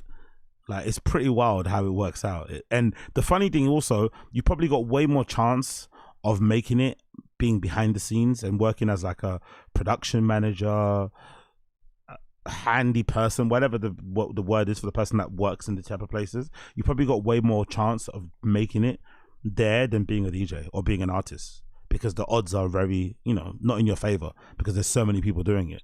But no one wants to do it because it's not the cool thing or the flashy thing to do. You want to appear, you want to have your arms out in the Jesus pose behind the decks and get all the love and affection. But if you really want to have a life where you live, you know, kind of, I won't say off the grid, but you live this kind of, you know, different sort of lifestyle where you get to hang around in nightlife and go to festival to festival, actually working behind the scenes might be the best way to go and do it. Might be.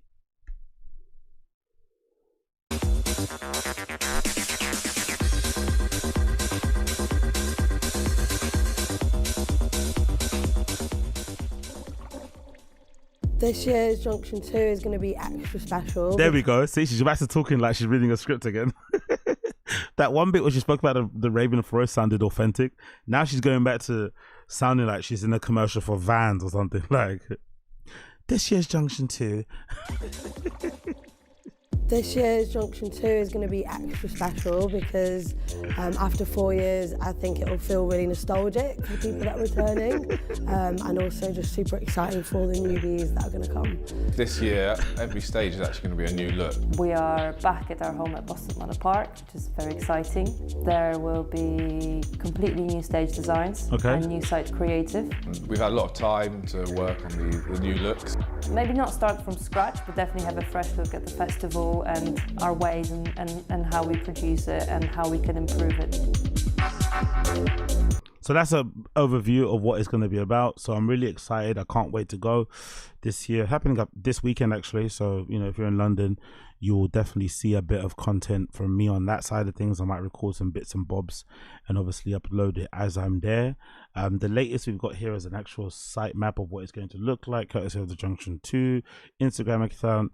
It says our J2 2024 site map. Here you'll find all the locations for all the stages, bars and toilets, food vendors and accessibility facilities. Take a look and familiarize yourself.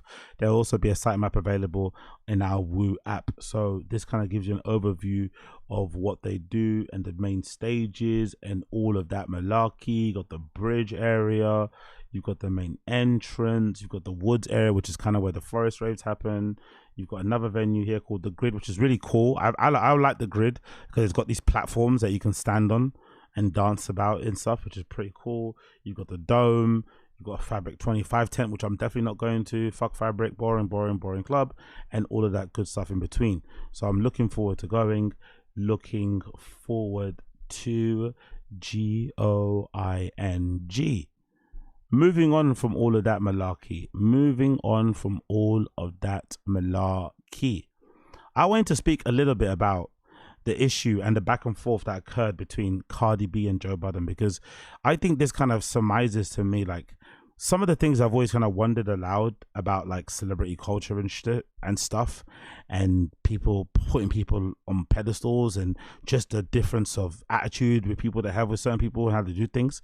So essentially, Joe Budden and Cardi B were involved in some sort of back and forth, and the reason why they had this back and forth was because Joe Budden said some untoward things allegedly, according to Cardi, about her career and the fact that she hasn't dropped another album and hasn't dropped one, I think, since Invasion of Privacy, which might have been like 5+ years ago. So it's been a common topic of conversation in hip-hop circles. Why hasn't Cardi B put out a second single? She's not touring. She seems like a feature artist. What's happening? I personally think, if you'd ask me, I don't ever think she ever wanted to be an artist. I think she was probably one of the first, if not the first, sort of like IG baddie stripper girl to go and transition into music. Now everyone kind of does that, but I don't think the music career was ever a serious thing. It was just another avenue to make money, another avenue to get more famous, to create content, moments, all this sort of stuff. But I don't think the goal for her was ever to be like a solidified, long-lasting artist. It was just to kind of run up the checks, have some fun, use your celebrity from like loving hip-hop and just segue into music. Why not? I get it, cool. But I guess over time, because the music hit so hard, because Invasion of Privacy was so well regarded, got the Grammys, people loved it, all this malarkey. She seemed like she was going to try and compete with Nicki, but obviously that didn't happen. People are maybe a little bit upset that she maybe hasn't fulfilled her potential. But I personally don't think this lady ever wanted to be an artist. That's what I honestly think. But for some reason in music, it seems like you're not allowed to say that you don't want to do music anymore. You're not really allowed to say it. People are not really allowed to retire ever. You know what I mean? Even the Rihanna thing, I feel like, Rihanna's a legit billionaire off of makeup and stuff. So I also don't get the feeling that she's motivated to make music, because she's a mum now, making billions off of lipsticks and shit. Why would you want to go into a studio and run the risk of putting out an album and it being a dud and then ruining your legacy because people have recency bias? Makes no sense. But for some reason in music, you're not allowed to say you don't want to make music. You always have to kind of keep the charade and the thingy up. So maybe it's part due to Cardi B's label, maybe it's her part not being honest, who knows. But in theory, I think if you're honest, you'd say she probably doesn't want to make music that seriously. Regardless, Joe Budden had something to say about her, and he made this comment on the podcast, which I don't think was that bad, but Cardi didn't respond well to this comment, and then it kind of resulted in a weird back and forth between the two of them. But this is Joe Budden on the Joe Budden podcast talking about Cardi B and her inability or reluctance to put out a second album. And then obviously I'll play some other clips as well here. So this is Joe Budden talking about Cardi B. Cardi. Yeah, I would absolutely. You will never get another Cardi album again. And you've been standing on that. I am standing on it. And they talked about that in the office when I went up there. Like, but now that Cardi got something dropping with my man Rob, Big Rob on Friday. Saw that. That's going to be crazy, but that's what Cardi's about to be now. Just a single artist. You're not getting none of that shit. I mean, you was right, too. About what? About Atlantic wanting to put out an album. You was right.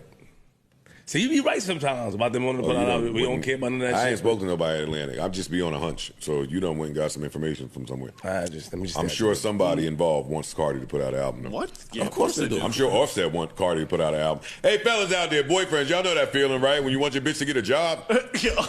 You in the house, your bitch just won't leave. She's just in there on top of you, on top of everything, not giving you space. Let's cuddle. No. Yeah, no, get off my arm. My arm's sleep. Move. Go. Ain't you got an album to do? Don't you got So she said this, which I don't think was that bad. Maybe the jokes at the end she probably got offended by, but I don't think it was that bad to be like, yeah, you're never going to get an album from her again because we haven't heard of an album coming out anytime soon. She keeps flirting with the idea, but no solid information so far, just mostly features and maybe appearances in music videos, but that's about it. Anyway, Cardi B didn't like that and decided to jump on Twitter Spaces and went completely ham, right, as she usually does, and said some, I think, I won't say unforgivable, but things that would change your relationship with somebody if they said this to about you in public. But when it comes to celebrities, people always kind of, you know, the boundaries and the lines kind of get blurred, and there are usually no lines. So this is Cardi B responding to Joe Budden's saying that she's not going to drop another album anytime soon. I have also never gotten a lap dance from this lady. Bro, I gave you a lap dance 2 times and fucking started. You was high as fuck. High as fuck on coke, nigga. Smell that coke through your breath. That's one thing. Second of all, and actually that's not even nothing to brag about. Second of all, you're like, I will never talk about this and that. I don't give a fuck when people talk about me. It's just the fact that you always talk shit about me, Joe Budden. You always talk shit about me. Out of nowhere. You would think I did something to this nigga out of nowhere. For the past 2 years, this nigga have only talked bad things about me. Bad things about me. Constantly. Why? Because you got an interview? And the fact about it is that you don't even have to do that. Because I know for a fact bitches is not telling you to do that. You just do that to pander. Like if I did something to you. All the time, I got to connect in Atlantic. I got to connect in... No, the fuck you don't. Nigga really said here in December saying that I fucking got into it with my husband because this ain't my little boyfriend, nigga. This ain't my no fucking baby daddy, nigga. This nigga I've been married for 7 years, nigga. Oh, yeah, she did that for a publicity stunt because this and that dropped. Nigga, what? Now it's this girl. Now it's this girl. Now I promise you, I can show you. I will never call her this girl. Now I'm this girl. Now I'm Cardi B, the bitch you always talking shit about. I want to talk now, nigga. I've been giving you 2 years, sparing you for 2 years. Even when I call you out, I don't even disrespect you. You always try me. Always try me. Nigga, I ain't fucking Drake, nigga. I ain't gonna fucking write no nice paragraph. I'ma come at you. I'ma shine that head of yours. I'ma shine it, nigga. All the time. So you heard that. Cardi B basically went ham on him, called him a cokehead, said she should give him lap dances, called him jealous. I think there's another post somewhere where she basically says that he's jealous and he's a failed artist. That's why he's always getting at her and all this malarkey, and said that, you know, he was hating on Drake and all this stuff. Like just some stuff that's, you know, you'd think it might hurt your feelings.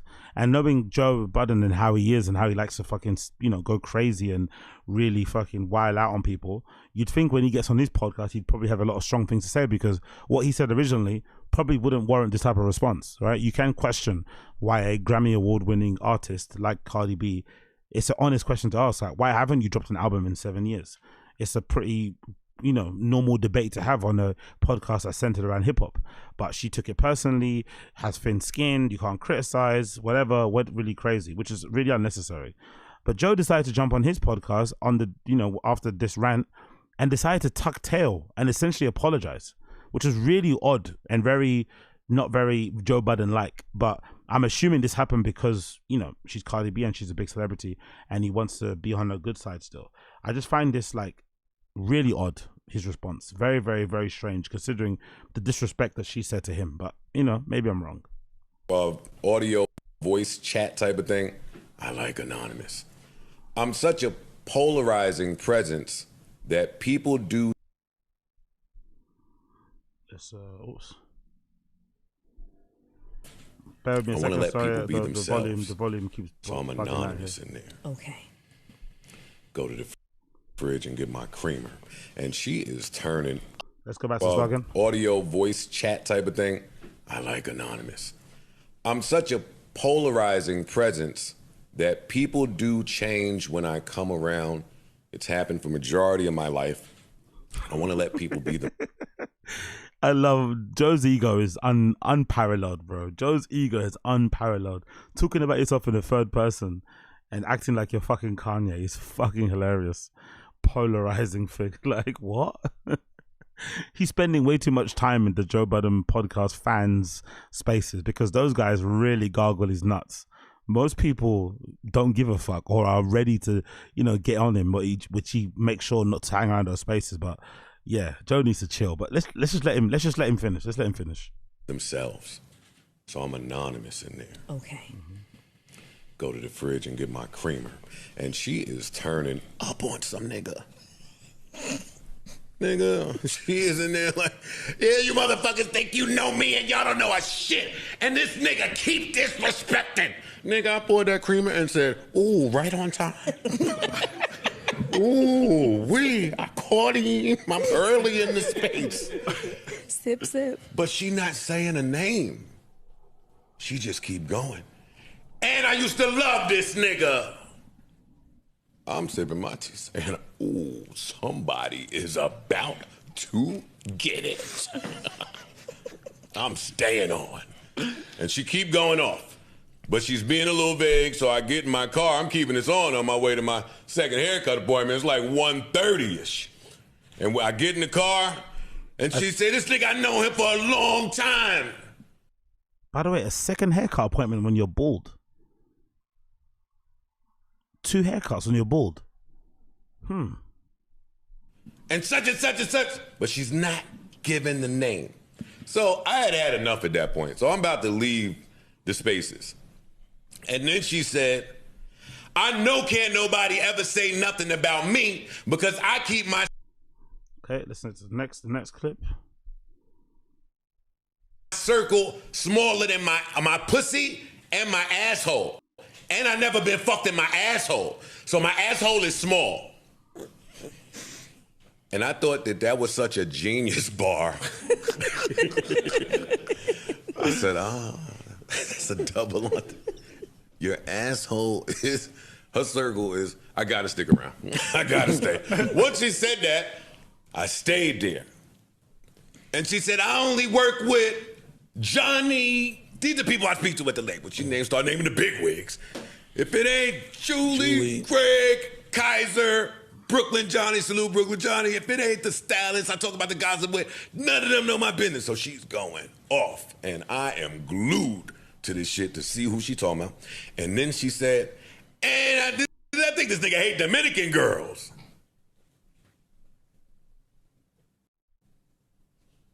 And like, that could apply if you're being shady. But I don't think it applies.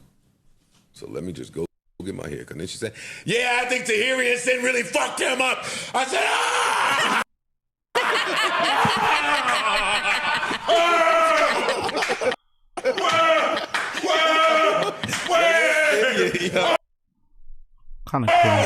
Kind of cringe, not gonna lie.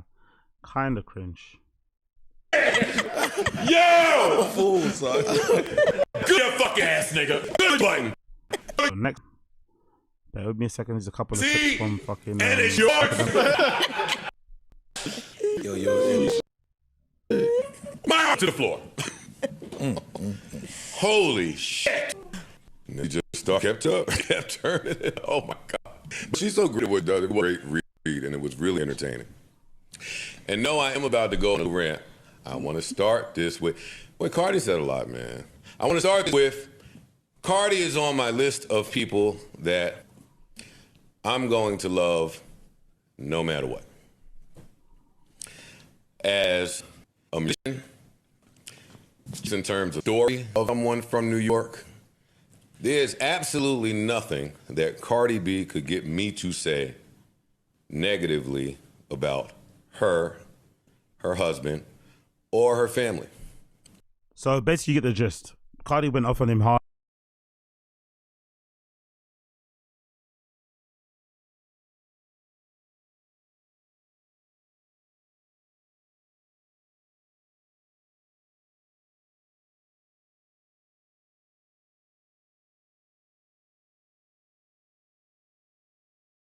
And he decided to tuck tail and apologize, which he didn't need to apologize for, I don't think, in this particular instance.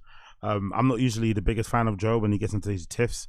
He usually can come across a little bit bitter and hatery. But in this particular situation, he has nothing to apologize for because he didn't say anything wrong, really. He just questioned why a popular hip-hop artist hasn't dropped an album in 7 years, and she took it to be an offensive thing and went kind of crazy on him. The thing that I'm just wondering aloud about this whole entire thing is just how people change their tone when it comes to celebrities. Because I don't think there's people out there who probably would cut off their family members, a close friend, quicker than they'd cut off a celebrity. But they say some crazy shit to them, especially someone like Cardi B. You may see her on socials or on the news sometimes for going crazy at fans, calling them all sorts of names, being really rude to people. And she generally, I feel like, gets away with it, especially from the public, if it seems like. Or maybe people covering things. They can always give an excuse. It's like, look, why are you talking to your fans this way? Why are you talking to people who are commenting on your music this way? Especially if they're not being, you know, mean or like throwing insults at you and just are asking for more music, which is a good thing, really. You'd think as an artist, right? That people are asking, demanding or asking for you for or questioning why you don't drop an album. It means they're interested in what you do, whether for the good things, if they want to listen to it, or whether they want to rip into it. The fact that they're asking questions and, you know, inquiring is a good thing, especially nowadays where it's so hard to get attention. But for some reason, I know what the reason is. Probably she feels a little bit insecure about dropping music. Maybe she's afraid. Maybe because she knows the music is terrible. Maybe because she's afraid she won't be able to compete with the other artists coming up. And the longer you wait, it probably is harder and harder to drop. I understand why. It's probably paralysis by analysis. But you don't need to go crazy on me. You don't need to throw these insults. You don't need to call me a cokehead. You don't need to suggest that I'm some dusty guy that was getting lap dances from you or whatever it may be. It's just unnecessary. It really is. But I found Joe's response in terms of apologizing to it to be really indicative of how people put celebrities on pedestals and treat them differently than they'll treat their own IRL friends. They'd probably give celebrities that they don't know. They only know them because of their music. They're not actually friends with these people. They'd give these celebrities way more grace and way more forgiveness than they'd give their own family or their own friends, which I think is absolutely deplorable, really and truly, especially in this type of situation. But when it comes to Joe, I think there's a lot of projection here because, to be fair to what Cardi B said, he does mention her quite a lot. He does go out of his way to like flex or like, you know, show off the fact that he was right to call that she's never going to drop again. He likes to remind people of how right he was of his prediction. She's not going to drop. And sometimes it sounds like projection and maybe bitterness because Cardi B has been afforded a career and success that probably isn't really in line with her talent level, considering that she has writers and she hasn't got the most soothing voice when it comes to rapping and her tonality and shit. She's been afforded a career that you probably wouldn't say is equivalent to her talent. And maybe if you're maybe if you're Joe Budden and you had to quit hip hop, despite people regarding you as a very high level MC, you might look at someone like a Cardi B with a sense of bitterness, with a sense of jealousy, because she's been able to have success in music far outreaching your success despite having none of your talent. And so much so, she's been afforded the luxury of not dropping a single album in 7 years or whatever, and nobody giving a fuck, and still being successful, still making money. So I think that's probably what plays into a lot of his criticism about her, because he's thinking like, in his era, he was never afforded that luxury, that grace. And this era, people make excuses, they, you know, put out stories, they change the narrative, blah, blah, blah, blah. It all becomes a thing. Whereas back when he was around, you know, it was all about the music. It was all about hit records. It was all about the charts positioning and shit.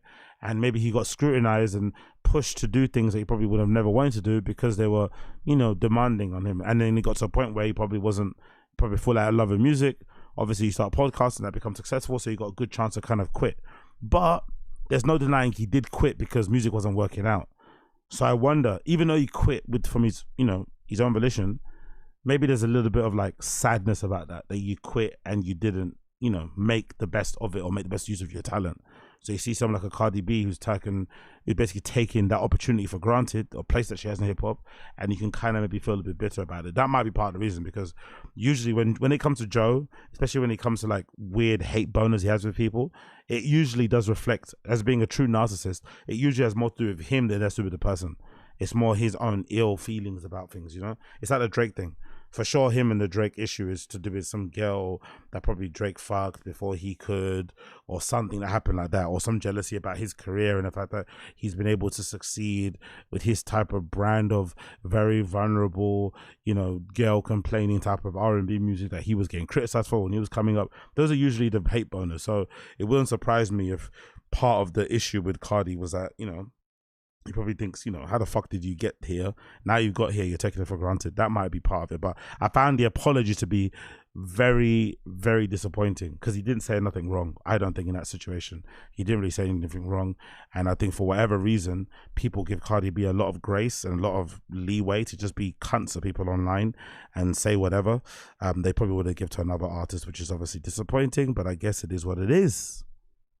Moving on from that one, I wanted to quickly update you regarding the Gareth Southgate thing. So this is old news, but I thought I would speak about it regardless so I can hear my thoughts on the situation. So Gareth Southgate actually stepped down as England manager, which I was surprised by. I'm not going to lie. I thought he was going to hang on until the very bitter end. And I also thought the FA may decide to give him a new contract because of all the good vibes about the final. It's possible. I know it sounds crazy, but it's entirely possible the FA would have done that, and I could have seen a scenario where Gareth Southgate would have tried to stay for one more type of cycle. It didn't happen, so thank God he stepped down, because I think despite all the good he's done for England, especially when it comes to reaching finals and semi-finals and shit, and obviously the main thing that I think he should receive a lot of credit for is the atmosphere and the vibe around the England team. I think he's definitely improved the good vibes in there. I don't think he's helped with the overall narrative in the media. You know, the media are always going to be a bit doom and gloom when it comes to England. But I think in terms of the sentiment of the players, from all accounts, they all seem to be happy to go and play for England. They don't feel the intense scrutiny as much as they probably did. There's not a lot of negative feelings. Players aren't in different camps. He's definitely provided a sense of unity for England. Cool, great work. Hand the baton over. I personally am not that bothered about who the next manager is. I'm not going to lie. I don't care if the person's British. I don't care if the person's foreigner. I don't give a fuck. I think the most important thing going forward is England needs an identity change. Because I think that final against Spain, for some England fans, I'm sure they exist out there.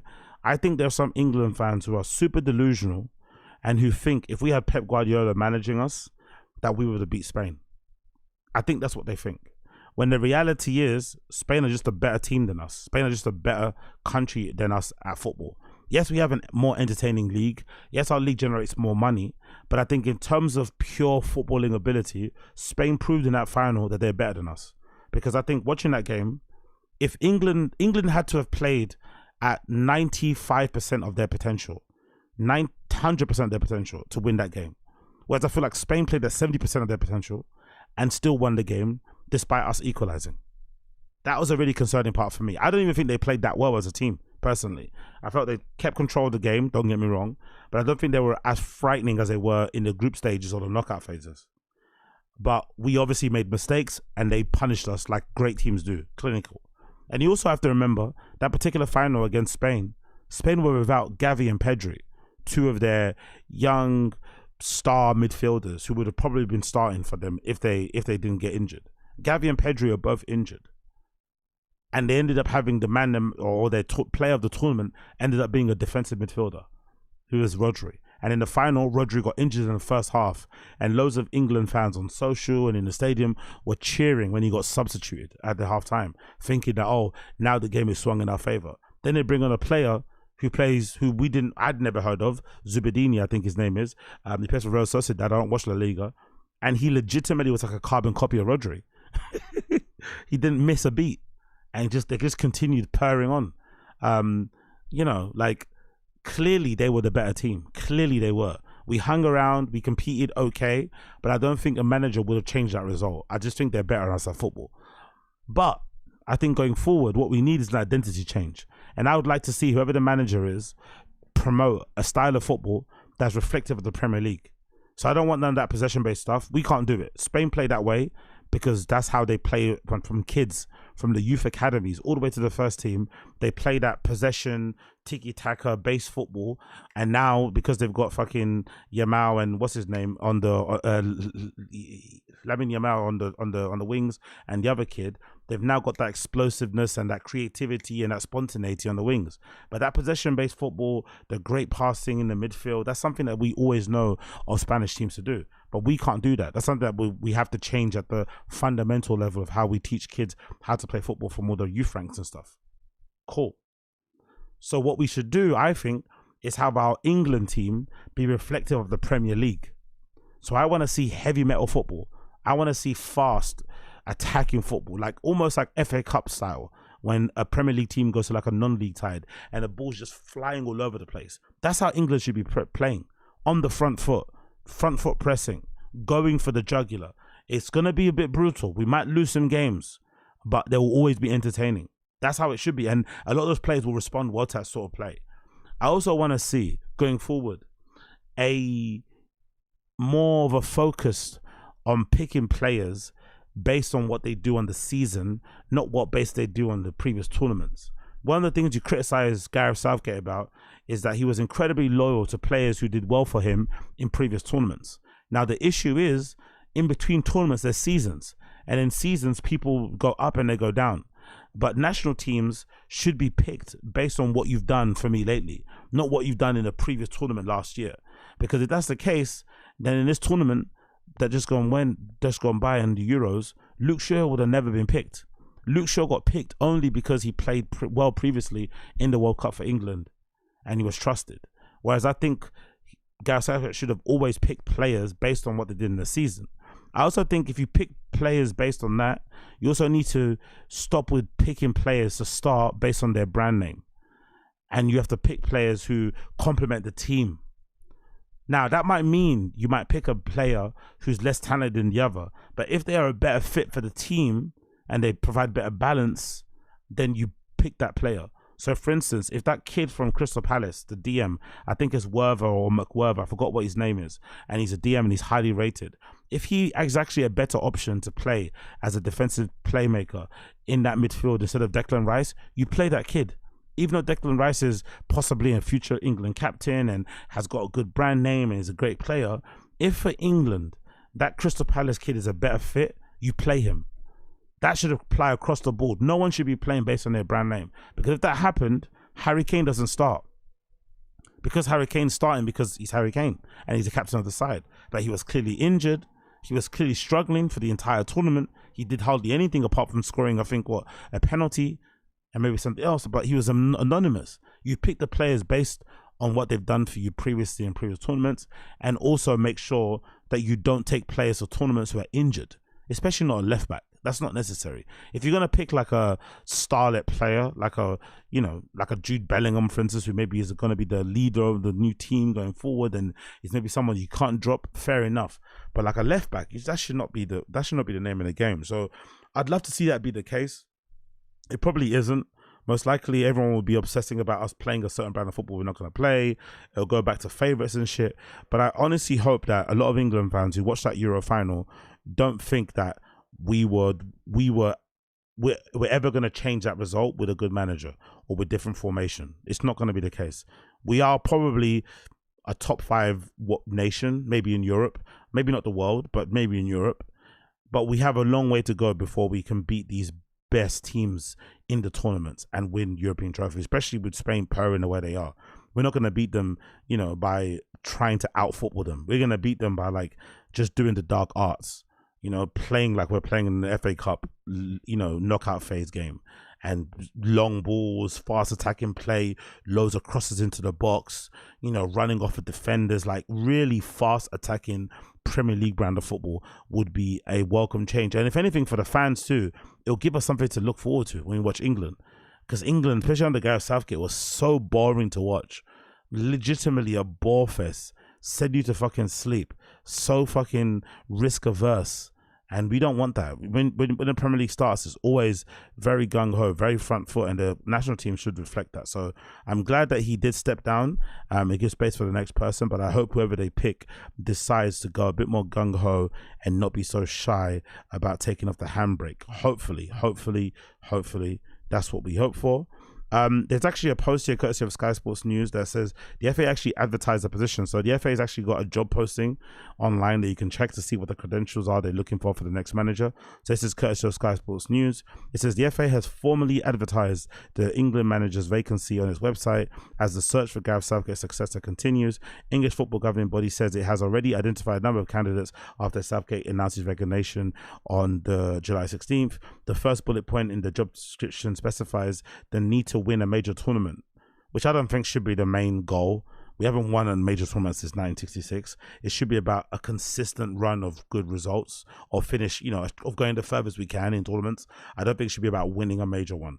We're not in place to win one. We're not going to beat these major teams. I think all the teams that Spain beat on the way to the final, I think we probably would have lost to in the final. I swear to God. And Spain also played within 70% of themselves, I feel like. But I think we would have lost to all the teams Spain beat on the way to the final, 100%. So I think we should be focusing on trying to be consistently in semi-finals, quarterfinals, maybe even to finals, and then building from that overall. He also says a successful candidate will have significant experience of English football with a strong track record of delivering results in the Premier League and or leading international competitions. Other job recommendations include being experienced in successfully identifying, managing, and developing English qualified players, and being highly resilient and comfortable in a very high-profile role with intense public scrutiny, which is very true. The England job does, come with a lot of scrutiny. I think most national teams' jobs are like that, but English people have, or my fellow English people have a lot of they get a lot of joy out of kicking people while they're down or tearing people down, even though they built them back up. It's crazy. It continues. The FA has set a deadline for August 2nd for applications. England's next game is against Republic of Ireland in the Nations League on September 7th. So we'll probably hear soon what they're going to do. A lot of people are pining for, I think I saw some people debating they want Jurgen Klopp to be manager. I see some people seeing Eddie Howe. I see some people talking about Graham Potter, former Brighton manager. I personally don't give a fuck who the manager is. I think the methodology, the ideology, and the plan behind us needs to change. Style of play, selection processes, doing away with player power, doing away with brand players playing in certain places, and maybe approaches again, maybe being more adventurous and taking more risk should be the way to go. So whoever can fulfill that, I'll be backing them. Whoever can fulfill that, I will definitely be backing them. Moving on. So there was this post I wanted to talk about regarding the one and only, whereas I can see it here. There's a post here that I wanted to talk about regarding the one and only Sam Paganini, or Paganini, as I say his name. I think it's Sam Paganini, right? Legendary techno DJ, who I am a big fan of, just mostly because he's one of the only DJs that actually dresses well behind the decks. He doesn't just wear a black t-shirt. He actually wears like color for a change, which is nice. But he made this post on social that's gone somewhat viral regarding just the scene in general.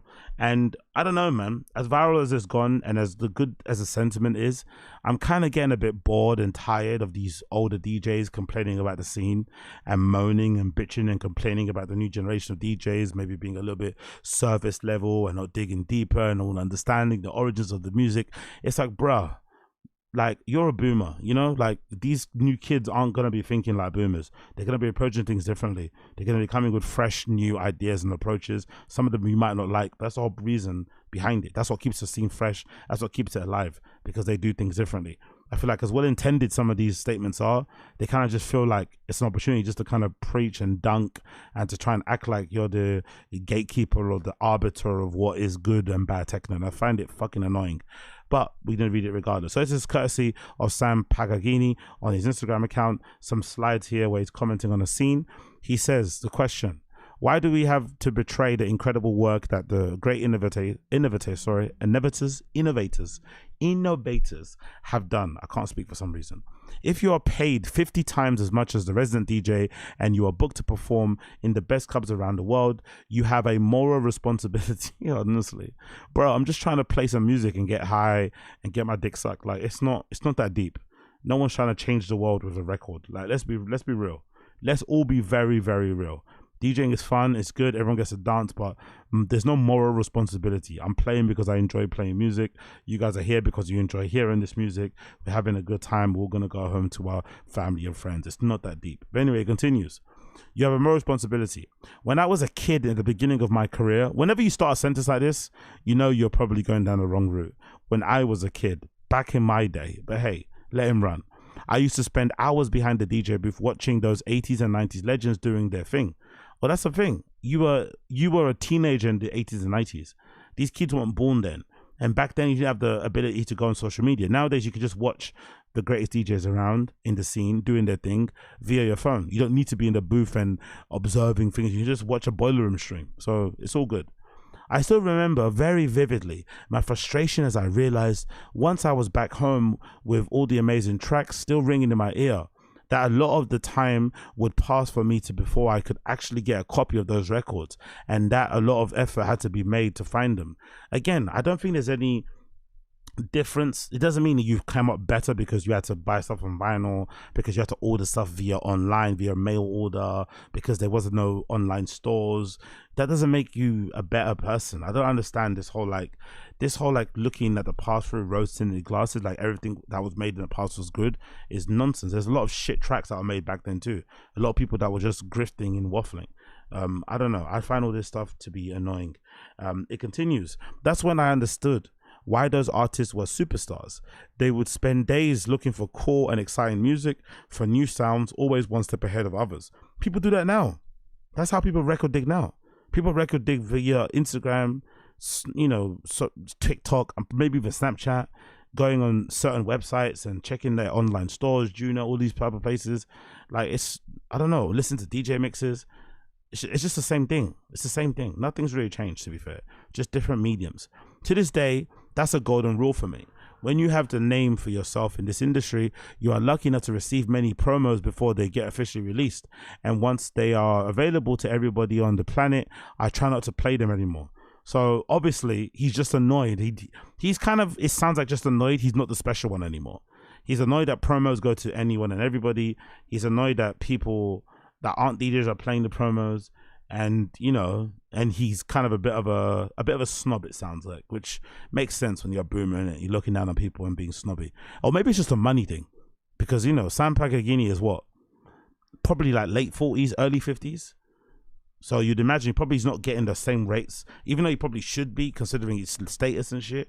But he's also a bit of an older DJ, so probably the younger guys are coming up with maybe half of his talent, half of his experience, maybe a quarter of that, and making 5-10 times more than what he's making. So this might be a cope for the lack of money he's receiving in comparison to other DJs, which is another topic for another day.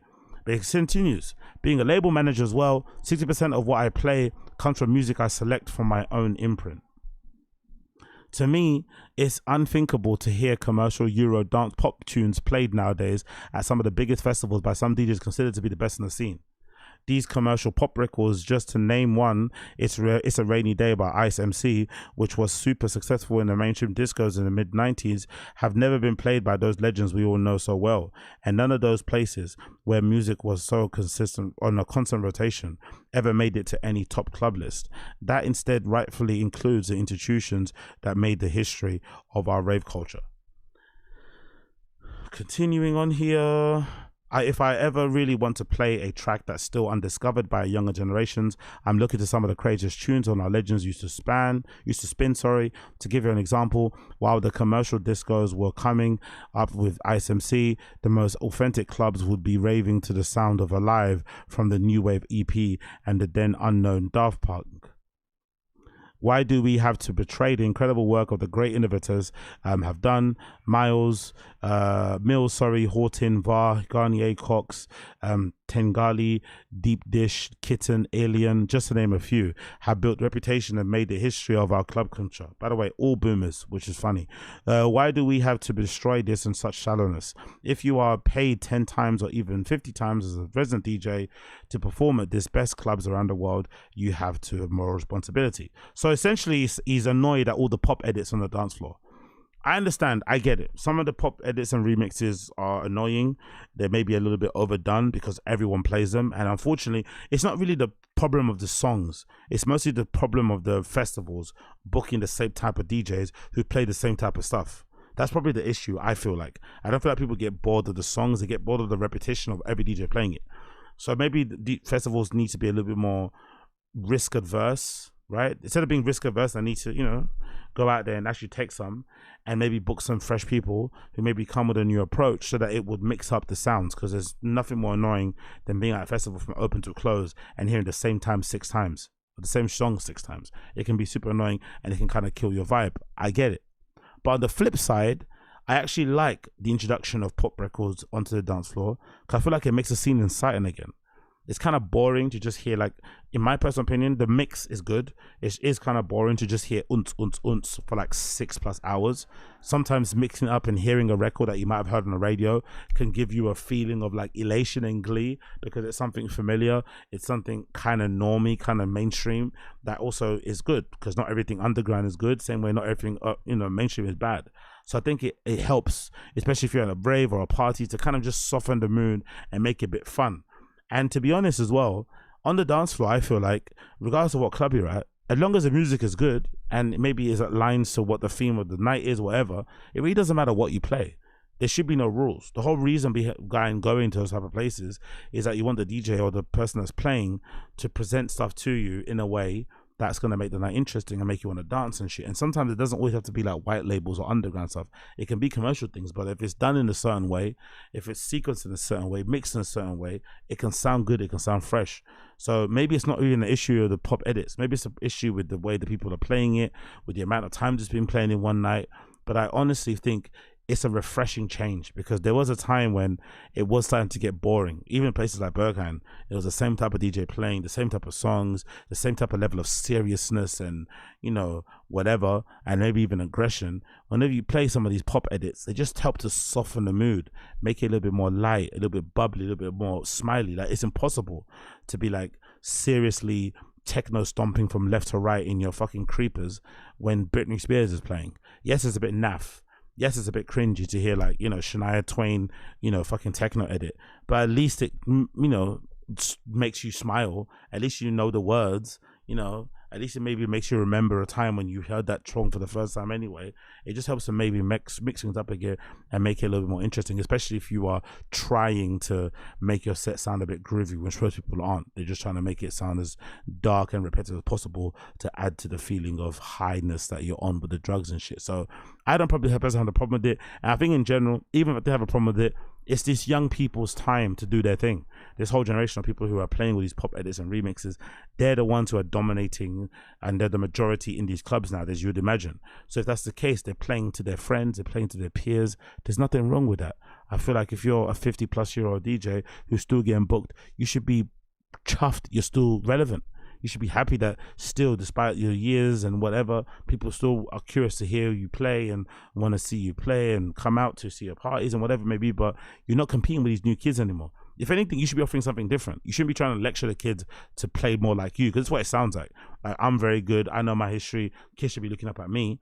No, you should be just like, hey, let me offer a different option. If you want to hear the pop edits, here's these people, but here's what I play.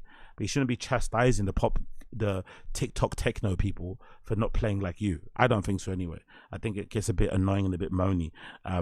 But I honestly do think, being somebody that can sometimes be prone to complaining myself, sometimes a lot of these rants usually are more of a reflection of where you are in life and how inadequate you're feeling about your situation. I swear down, it usually is one of those type of things. And if this guy is as legendary as his name belies and his history and stuff, I'd imagine, maybe it's a little bit frustrating to not be regarded on the same level as other people who are coming up.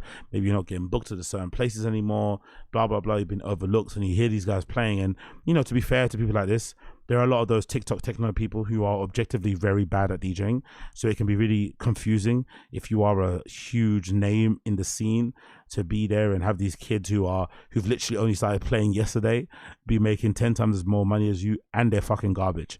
I get it, but it's their time. Let them do their thing. Move out of the way, old man. Stop fucking crying and complaining. You're still getting booked and busy. You seem to be having a good time doing it. Enjoy the time that you have playing at the moment, and people still giving a fuck about you, because it could be bleak.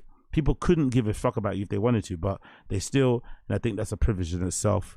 I think that's a privilege in itself. But hey, what do I know? Nothing, of course. So continuing on with this, we've got this pretty harrowing story that I wanted to cover on here, which probably isn't the best in terms of a celebratory 800 episode mood, but I wanted to cover it regardless. This is courtesy of Resident Advisor, and it features another 4, unfortunately, accusations levied against Kamaal Williams of sexual harassment.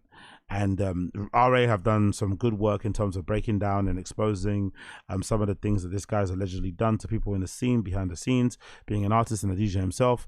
And now they've got 4 more accusers coming forward and saying some very untoward things about him. So let's currently read through the article. So it says here, following Resident Advisor's recent investigation of the 3 women accused South London jazz artist Kamaal Williams, aka Henry Wu, of sexual assault of at least 18 others, have come forward to RA. Yo, 18 accusations. God damn it, bro. Guys out here doing the most. Many women didn't wish to speak on record. Some of the alleged victims who did speak to RA expressed feelings of concerns for their safety, requesting identity details and exact locations be withheld. So let's go through the accounts. This person called D was excited to go to Williams' Los Angeles concert last year. And it's wild because all of these are recent. It's not like they happened like, many moons ago. These are all recent occurrences as well. So this guy's been a monster from day dot. She posted the footage from her gig to an Instagram story and tagged Williams. She said he immediately responded and suggested they go to lunch. I always knew people posting these type of things online were either fishing for attention or, just throwing it out there. That whole culture of people posting clips of them listening to DJs and tagging them or whatever, you want to reshare, or maybe you want to, you want something else. Yeah, it's no surprise. This guy jumped into the DMs instantly. They met the next day. Dee said Williams didn't even ask me before kissing her in a park after lunch. She said it took her by surprise, but she kissed him back. Oh, these accounts, man. Whenever these accounts go like this, it's always fucking like, God almighty. Now what do you want me to do then? You have this instance where this kid sexually harassed you after the fact, cool. But you already felt a bit weird from the beginning. Your gut feeling told you something was bad, was happening. That wasn't a good thing that he kissed you without asking your permission. You still kiss him back in a moment, and then, what happens after the fact. And it's like, yo, sometimes, you have to be a little bit, I don't know, whatever. Let's just continue reading this. She said it took her by surprise, but she kissed him back. She then told him that she didn't want to have sex with him, she said. Williams suggested they go back to where he was staying. Dee assumed that the other band members were, oh my God, bro. Come on. Somebody kissed you without permission, it doesn't feel good, you kiss them back anyway. In the moment, cool, you can excuse that. Then they suggest to you that they want to fuck. Now you know what their intentions are, and you're not on that time. So you should maybe leave and go home. You don't. They say come back to mine, and you go because you think their band members are going to be there. Dee said Williams tried to persuade her into having sex back at his place. She repeatedly said no, told him she was on her period. I said, I don't want to have sex with you. You don't have condoms. She said he kept assuring her that he was clean. Oh, pure sicko vernacular, that, isn't it? Sicko vocabulary, that, isn't it? I'm clean, don't worry. Trust me, bro. Dee said that after Williams continued to plead her for sex, she eventually relented and had sex with him. She recalled him asking if she wanted him to finish inside of her. Bro, I don't know. Can you deem this to be sexual harassment? If he kissed you without permission, you kissed him back. He said you want to fuck, you said no. He took you back to his house anyway. He said let's fuck, and you gave in and fucked him. Does that count as sexual harassment? It sounds like at every point you had the option to just say no and leave. You didn't. And then what he, like, wearing you down is sexual, like, huh? Unless she's going to say there's some sort of force used here. I don't understand this in this situation. He sounded like he was on demon time from minute one. You should have ran when he was in the park trying to kiss you. I don't know. This is a weird account. This is what I mean about dance music. I think before I continue with this, there needs to be a reckoning. There needs to be a reckoning and a real adult conversation, a grown-up conversation. Maybe I'm not the best placed to start and to come with this because I'm going to give it too real. But there needs to be a grown-up conversation around consent and around just like hookup culture in dance music and in nightlife in general. There needs to be a really honest conversation about this. Really, truly honest conversation around what consent actually means at nightlife, in that scene where everyone's kind of promiscuous and under the influence and whatever it may be. Because some of this behavior on both sides is deplorable. Obviously on his side of being the quote-unquote aggressor and maybe having things happening behind the scenes and no one saying anything and being scared and people protecting you, and you know, agents are calling people to not say certain things and labels are turning a blind eye and friends are turning a blind eye because he's a famous DJ and artist and he can get you guest lists and all this sort. That behavior all needs to change because you're kind of enabling this behavior and somewhat responsible if that person goes on to rape somebody or something, right? But there also needs to be some really honest conversation around some of these people and how they engage with DJs and artists. Why are you tagging this person in your story? Are you actually looking to tag them just to kind of give them acknowledgement for their song? Or are you looking for them to actually get in your DM so you can maybe hook up or something? Why are you meeting them in public? Why are you meeting them at all? You know, all of these conversations need to be had, like why are you, you know, not okay with them kissing you but then kissing them back? All these sort of weird things that only occur in the nightlife-y type of scene. And because maybe the person's an artist or a DJ and you look up to them and think they're fucking God or something, like this sort of stuff isn't cool, because then it makes, like, imagine this sort of event happen that's blurry. It then gives a person that's legitimately a monster and maybe a predator the reason and the rationale that it's okay to do what they're doing because one person said yes. Like imagine you wore this person down, right? You convince them to comply. Then the next person that says no, you feel like you can do the same thing you did to a previous girl and it'll be okay. So bad, man. Still, when Williams wanted to visit Dee in LA again, she agreed to see him. She said she was intrigued by him as an artist and wanted to give him the... Why is this in this report? This discredits everything, to be fair. This girl sounds like a bit of a bozo. I'm not gonna lie, not to be offensive, but this discredits everything. This girl sounds like a bozo. Dee said that he had spoken to her at length about his Muslim faith and she was impressed when he told her he didn't drink. That's even worse, to be fair. If this guy is running ragged like this and allegedly raping people and harassing people and all this sort of mad shit, and he's doing it stone cold sober, Dalia style, this makes you more of a sicko. There's no excuse of doing it when you're under the influence. Don't get me wrong. It doesn't make it okay. But if you're doing this stone cold sober, you're raping people on Evian, you deserve to be buried under a jail. You deserve every bad thing coming your way if you're doing this stone sober. Dee said he acted totally differently on the second date.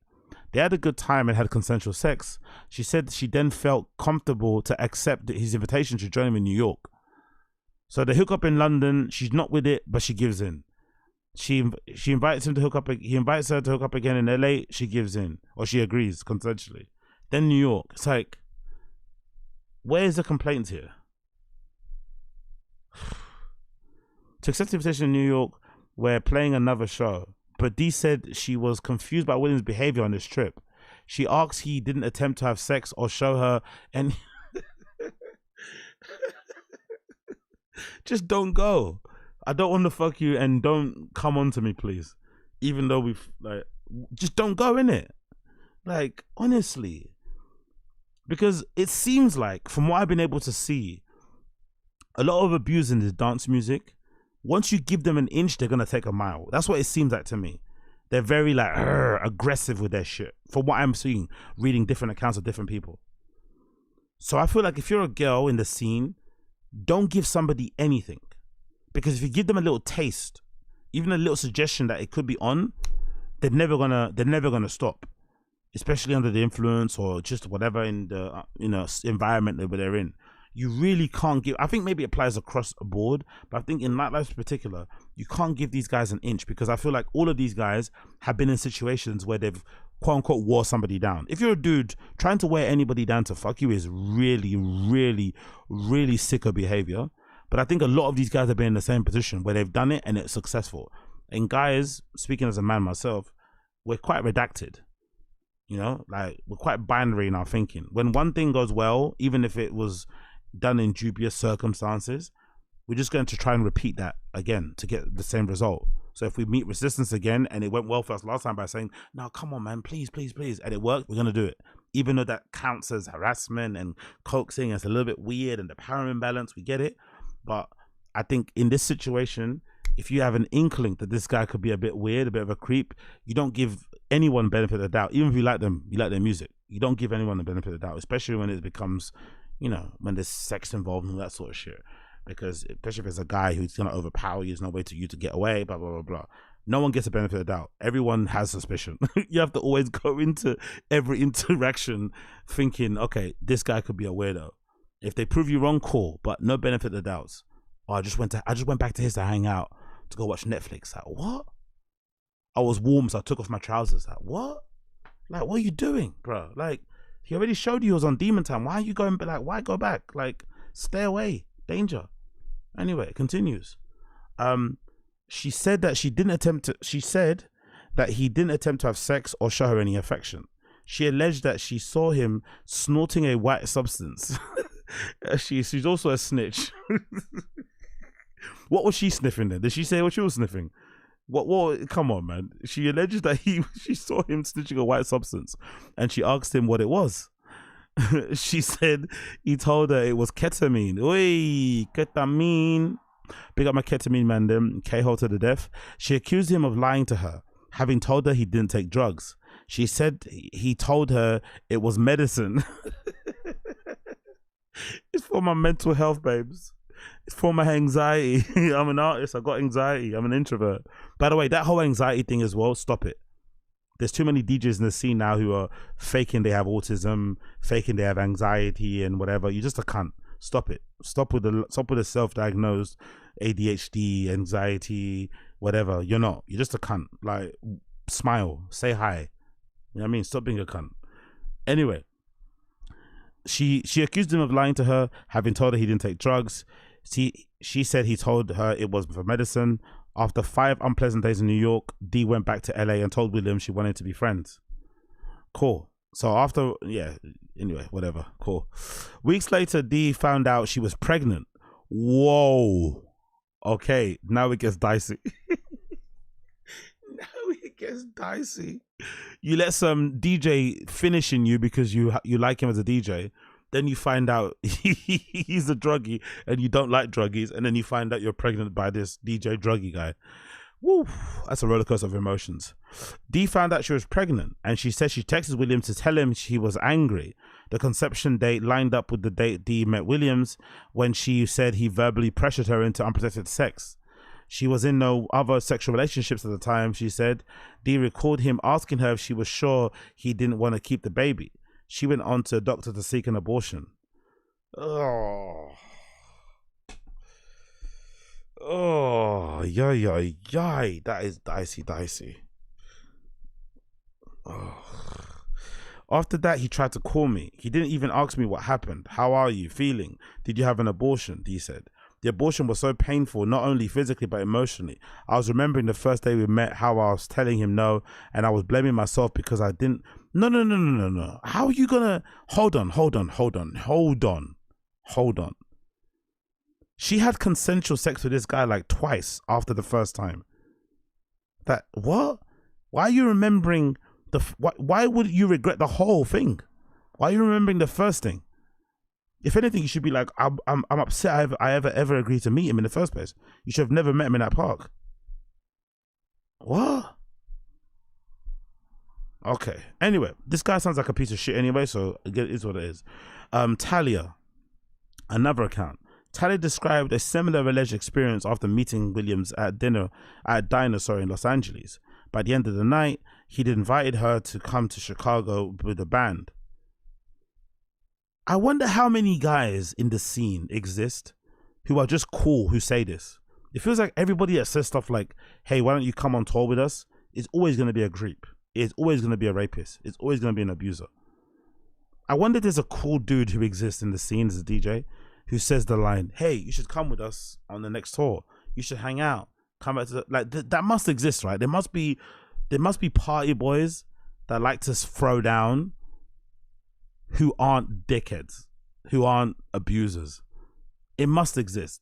But that line sounds like a creepo line. That sounds like the Black Book of creepo line. I mean, in the 101 of being a creep. Hey man, come on, because you just met this person. Why you invite? It's almost like you invite someone on holiday. Hooking up with somebody at the club is one thing, I get it. But inviting somebody to come on tour with you, or to come like I'm on tour, man. Like, you were there, I'm going somewhere else. Like, I don't know. I love music, and it seemed like a wild, fun, and you only live once thing to do. She flew to Chicago and joined Williams and 2 bandmates in their Airbnb. Already, first mistake. You just met this person, you're going to their Airbnb. And the funny thing about all this stuff, this is all happening like not even in the kind of midst of a party, which makes sense because sometimes your decision-making abilities can be a little bit impaired because of all the drugs and drinks you've had. These are things that have been happening like in like daytime, after the fact. Like, the naivety involved in this sort of stuff is bedazzling. But maybe these girls involved are super young. But I just don't know. It's like going to someone's house, like, okay, cool. She met the 2 bandmates in the Airbnb. In a bedroom, she said she and William started kissing and began to initiate sex. Or he began to initiate sex. She recalled telling Williams no. So every girl, this guy's got to be a bit of a psycho, innit? Because it seems like every experience he's had sexually with girls involves the girl saying no. That's not a good thing, innit? It's almost like, you know, when people say if you have to ask a girl's ID, it's probably not a good thing. I think if you're a guy and every sexual experience you've had has started with a girl saying no, you probably have to look at your approach. You probably have to look at what you're doing. You probably have to ask yourself some very honest questions and look yourself in the mirror, because that's not normal. Every initiation of sex is met with no, no, no. I don't know, man. You sound like a psycho. She said, no, no, no. I'm on my period. Then the rest happened very fast. He inserted himself in me and probably took a minute. Talia said Williams had penetrated her and ejaculated inside of her. And then it was over. And I'm just stunned. I've never had a guy randomly come in me. I'm not on birth control. So that entire thing happened so fast with no conversation. It was our first time hooking up. It rendered me speechless. Yeah, this sounds very rapey. This sounds very rapey with a capital R. Jesus Christ. This Kamaal Williams guy. And I don't think we've heard anything from his labels. Have his labels dropped Kamaal Williams? Is his booking agency representing him? Talia barely spoke to Williams for the remainder of her time in Chicago and said that there were horrible vibes between them. Talia said that in order to maintain a de-escalated situation and get herself back to safety, I stayed and didn't alter the arrangement. I've heard this happening quite often to people who get abused because they're so scared of more abuse. They just comply and kind of turn into a bit of a, you know, they become a bit, I guess, docile and, you know, they don't want to have any unconfrontational, which is also super, super sad because in this situation, you imagine the first thing you want to do is just run and get out of the house as soon as possible. But I guess, you know, the fear and the situation belies that. They shared a room for 2 nights, which she said she only felt safe because a bandmate was sleeping on a couch right outside of the bedroom. She said she kept to her side of the bed and that she pushed Williams' hand away when he tried to touch her crotch one night. Tyler said that Williams sent her a text on the... You have to be a real sicko, right? Because you know you've done that. As a dude, you know deep down what you've done. You know that you've raped that girl. You know that you've done that without her permission. And then you try to still touch her the next day. Tyler said that Williams sent her a text on the plane ride back on LA asking, are we cool? Did I do something? If you have to send that text, you know you did something. Did I do something, you know? Yeah, you raped me, you cunt. Talia said that she responded telling him how upset she was because he had unprotected sex with her and finished inside her without her permission. She said Williams apologized and said he wanted to make it up to her. Please don't tell me she met up with him again. Please don't make me depressed until she met up with him again. Please. Talia took Plan B because she was worried she might get pregnant. She said she also found out that she had an STI and said she wasn't sleeping with anyone. So he not only made her pregnant, he gave her an STD. Okay, cool. Talia tried to request $100 from Williams to cover the cost of the pregnancy test, the STI test and medication she was subsequently prescribed. She said he responded to tell her that he would call the next day. He attempted once and she tried to call him back, but they never spoke on the phone or texted again. So she paid out of pocket. Yeah, this guy's a piece of shit. Again, no statement from the agencies, I think, so far. No statement from the booking agencies, the labels, nothing. Or maybe I think Rhythm Section said something. But still, they were harboring this guy on their fucking roster for all this time, doing all this madness. And the London scene is small, especially that kind of hipster South London white people with dread scene that people do, right? The Cafe Ocho scene, all these people ribe around. It's a small industry, small scene. So probably everybody knows about this guy and how he runs. And they probably all turn a blind eye because they think it's some talent, you know, these artistry matters and they want to get on guest lists. It's a very toxic industry. Like, unfortunately, the closer you get to people on the inside, the closer you start to see that all the stuff that I like to see, which is DJs and stuff playing, the boiler rooms, the festivals, the raves, the clubs, it's all fun. But behind the scenes, behind the closed doors, behind the curtain, it's dark. Self-blame was common among the women who came forward to RA. They said that they felt that they were somehow at fault for not having done more to try to stop Williams, or for having given him the benefit of the doubt when the first exhibited behavior perceived as alarming. The first girl in this particular article has to take a lot of personal responsibility. The rest of them, they're definitely 100% victims. The first one, though, it's like, bruh, come on. Many of these women had met Williams as fans of his music and felt that he abused his position of power. This unbalanced dynamic has been a running theme demonstrated in many reported cases. I think if you're a girl and you're reaching out to a DJ, unless you actually want to hook up, be very clear with your intentions. Do you want guest lists? Just get the guest list and keep it moving. Meeting people in private to just hang out and talk music is never gonna... No, don't do that. Don't do that. Don't. Especially alone. Like, huh? When Farah allegedly agreed to meet Williams at his studio, she said that she was under the false impression that she would be joining him to make music. Fucking hell, man. You meet somebody alone in the studio and you think she's... Okay, cool, bro. Someone you don't know. She had attended one of his DJ sets a few months back and liked some of his Instagram stories. He responded by asking her if she was a singer and invited her to meet him in the studio the following night. I was like, oh my God, this is amazing that I get this opportunity. There were 2 other men at the studio when Farah arrived. She said hours went by and Williams had barely spoken to Farah, which I thought was a bit weird because I was invited to sing and do music. Okay, cool. So in this situation, he did manipulate the situation a bit, which is what abusers do. Come to the studio, you think it's a bit sus, but you go anyway, you arrive, he's actually in a studio session with actual musicians who happen to be 2 other guys. You know he's not going to try anything in front of the other dudes. Plus he's ignoring you, throwing you off. So, at one point, Farah went to get a cup of tea and Williams allegedly followed her downstairs. She said he hugged her and she didn't reciprocate the hug. Farah recalled Williams saying that he really liked her. She thought it was odd as they hadn't really interacted.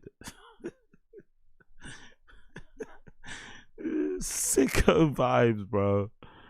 I think I'm in love with you. It's like, we barely know each other. It's like, what? Later, Farah went downstairs to use the toilet. She alleged that when she came out, Williams was waiting outside the door. Whoa. She said he told her to come with him to another part of the studio, a small single-person insulated booth for recording vocals. Farah alleged that Williams undid her jeans, put his hands inside her pants and started touching her as he began to masturbate. She said it all happened so fast she didn't know how to react. I didn't touch him. I didn't even look at him. I just froze completely like a statue.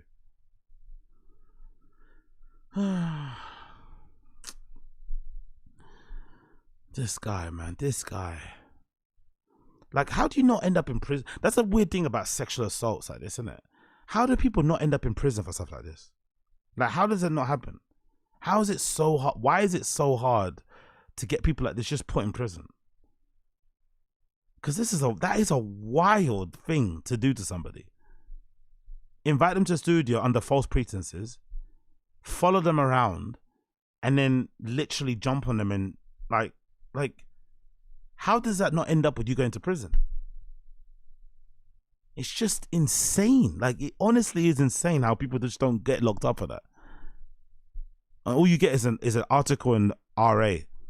Okay, cool. It's a bit embarrassing. People know your secrets, but you're still out there free. You're still doing your thing. Like, how are you able to still be walking the streets when you did it like this?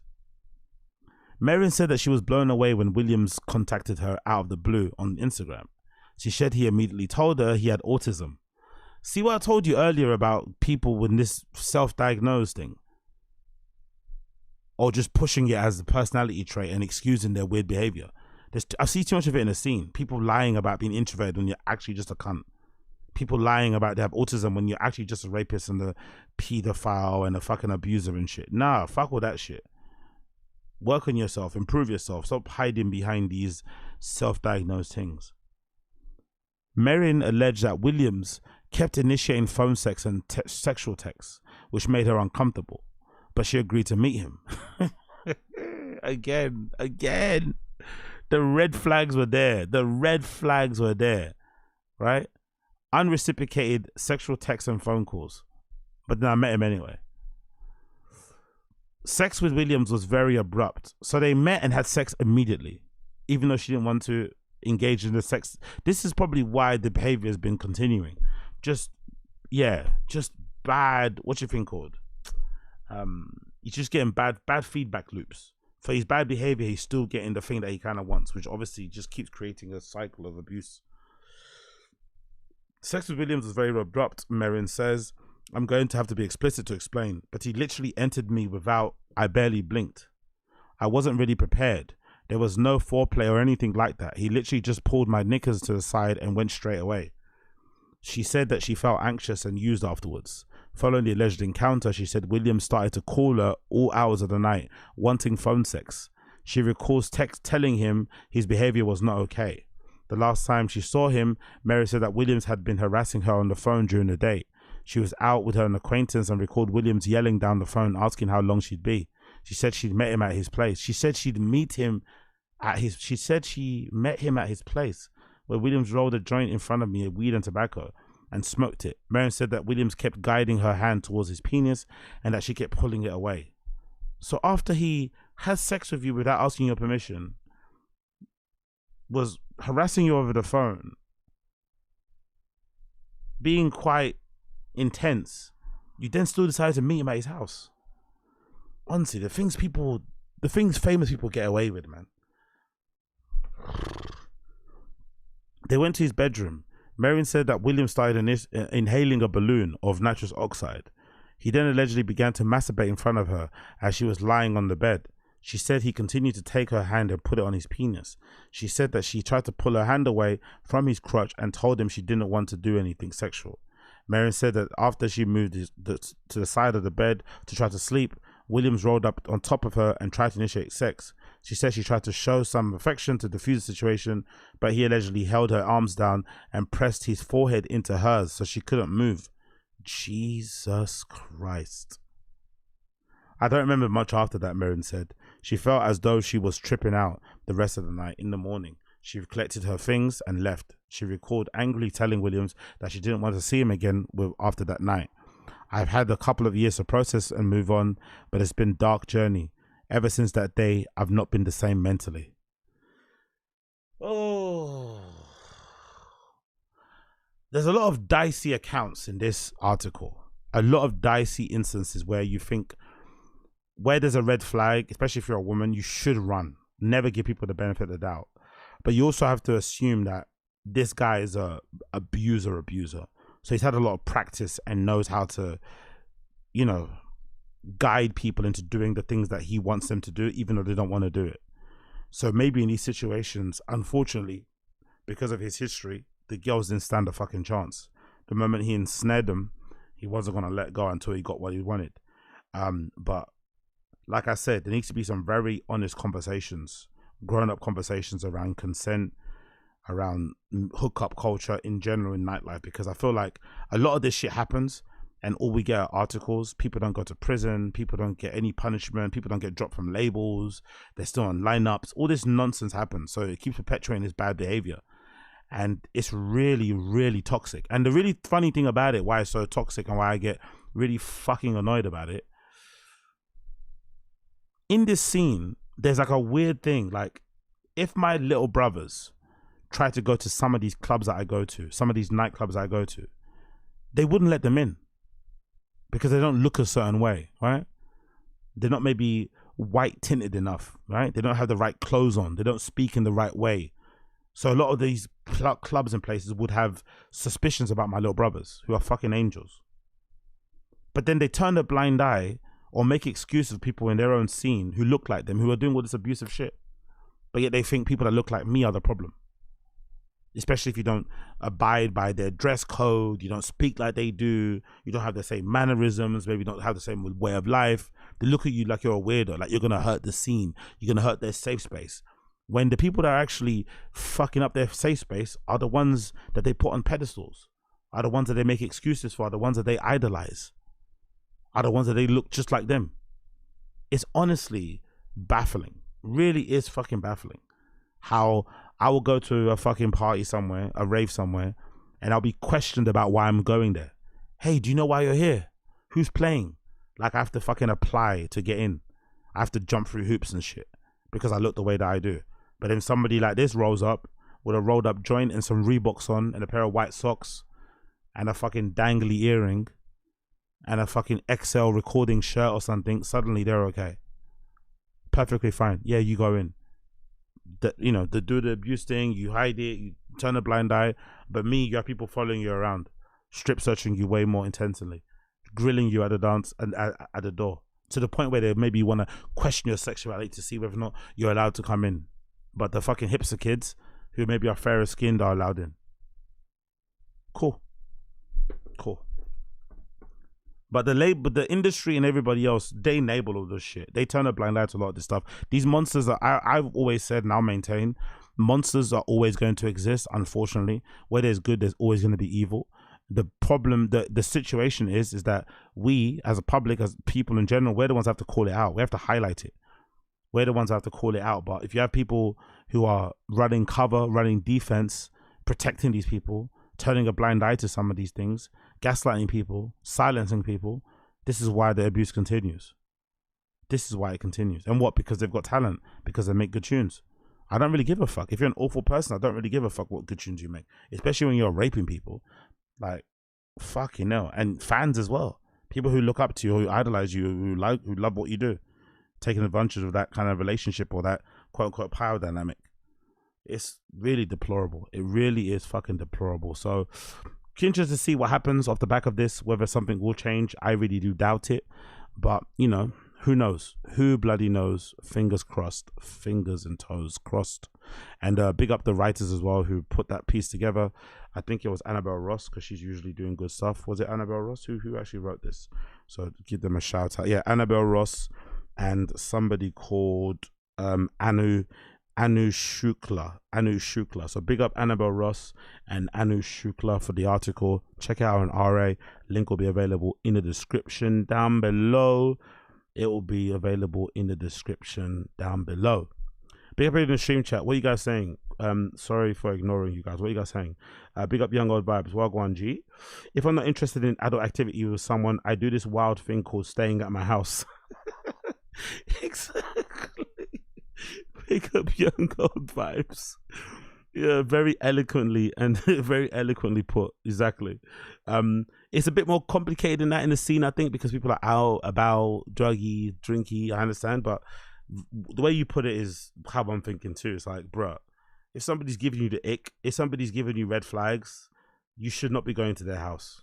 I don't care what. No. Under no circumstances you go to someone's house if they're giving you red flags. You should not be going anywhere near their house. I think so. But hey, what do I know?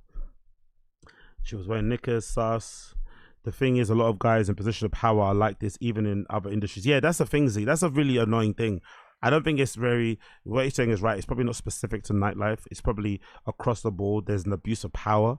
But I just think in those situations, you can't give people an inch. You can't give an inch. They're going to abuse their power anyway. There's going to be some adults who are going to be okay with the adult activities. That's going to exist too. But the ones who aren't, you can't give these guys a sniff. You cannot give them the benefit of the doubt. Because if you do, you might quickly find yourself in a situation that you didn't intend, you know? But yeah, and also exactly the starstruck thing is very true as well. The starstruck thing is something that I think I've noticed a lot more because I'm very not like that. I just treat people like humans, and I'm surprised when I get like, because some of the receptions and reactions I've got that have been bad from DJs. I think part of it might be my approach, but also part of it might be like this expectation they have that someone's gonna suck them off. Whereas I'm just coming more like, oh hey, big fan, like appreciation type of vibes, almost like I'm approaching them like a peer, but they don't see me as a peer because they don't know who the fuck I am. So it's almost like, how dare you try and think you're on my level? So maybe that's part of the reason there's some sort of friction there, because they're so used to going around and having people sort of like, oh my God, it's you. I love you. I love you. I love you. And that energy is different than someone saying, hey, and kind of meeting you where you're at and kind of treating you like a regular human. Maybe you always want to be lifted up. That could also be part of it. I don't know. But I feel like, you know, there's a way to just enjoy the scene and just enjoy the music without trying to be these people's friends anyway and try and be meaty with them and hook up. I don't see why there's a need, especially in raves where there's a ton of random strangers who will gladly and very gentlemanly hook up with you and do adult things if you want. You don't need to put yourself in a position where somebody who is a little bit entitled, a little bit narcissistic, a little bit type A-ish and in a bad way, toxic and stuff, can take advantage of you. You shouldn't do that. There's plenty of people on the dance floor who probably treat you way better and probably be a better time, you'd imagine. But, you know, maybe that's a part of the issue. Who knows? Moving on from there, we got another post here I wanted to talk about regarding Balenciaga. So, you guys know how much I love Balenciaga. You know how much I idolize and obsess over Demna and the fact that I think he's the fucking greatest. Well, he's done a really great thing that split the internet and really made people shake and be incredibly angry, because he has decided to put together a bracelet that basically mimics the bracelet you get when you go to festivals. So he's made a play on it. And the funny thing about it, I've just realized after getting this website up, it's not part of Balenciaga's ready to wear. This is actually couture. This was debuted during the Balenciaga Couture collection, which is usually made for the, you know, the highfalutins, elite VIP customers, royal family people, celebrities and stuff. And it's always stuff that's been done by hand with close attention to detail and very low, you know, quantities and stuff, and usually isn't sold to the public. So Demna had the crazy idea of making a Balenciaga faux festival bracelet that's couture, and the price will shock you. The price will shock you. This little piece of fabric is £4,500. And I fucking love it. I love the fact that he takes these everyday common objects and he gives them a sprinkling of Balenciaga stardust and elevates them. Because in the Couture collection, he was getting a lot of criticism, because in the Couture collection, he had hoodies, he had t-shirts, he had jeans and stuff that you don't usually see in Couture collections. There's usually a lot of, you know, evening wear sort of stuff, a lot of like fashiony items, but not like streetwear stuff. And he was getting a lot of criticism for that, for putting those type of everyday staples on the level of Couture. But I think this takes the biscuit, and I fucking love it.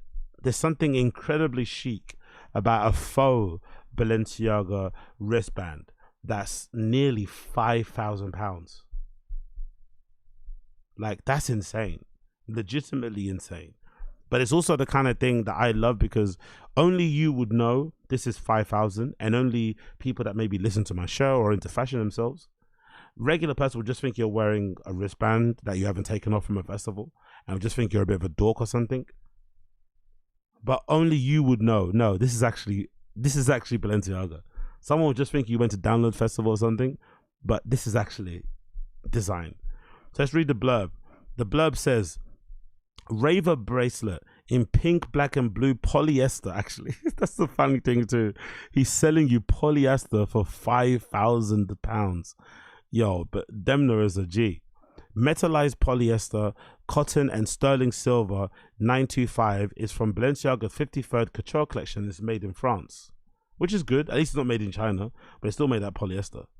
This hand-embroidered bracelet, so it's hand-embroidered bracelet, uses various artisanal techniques found in the Lesage archives dating back to 1850.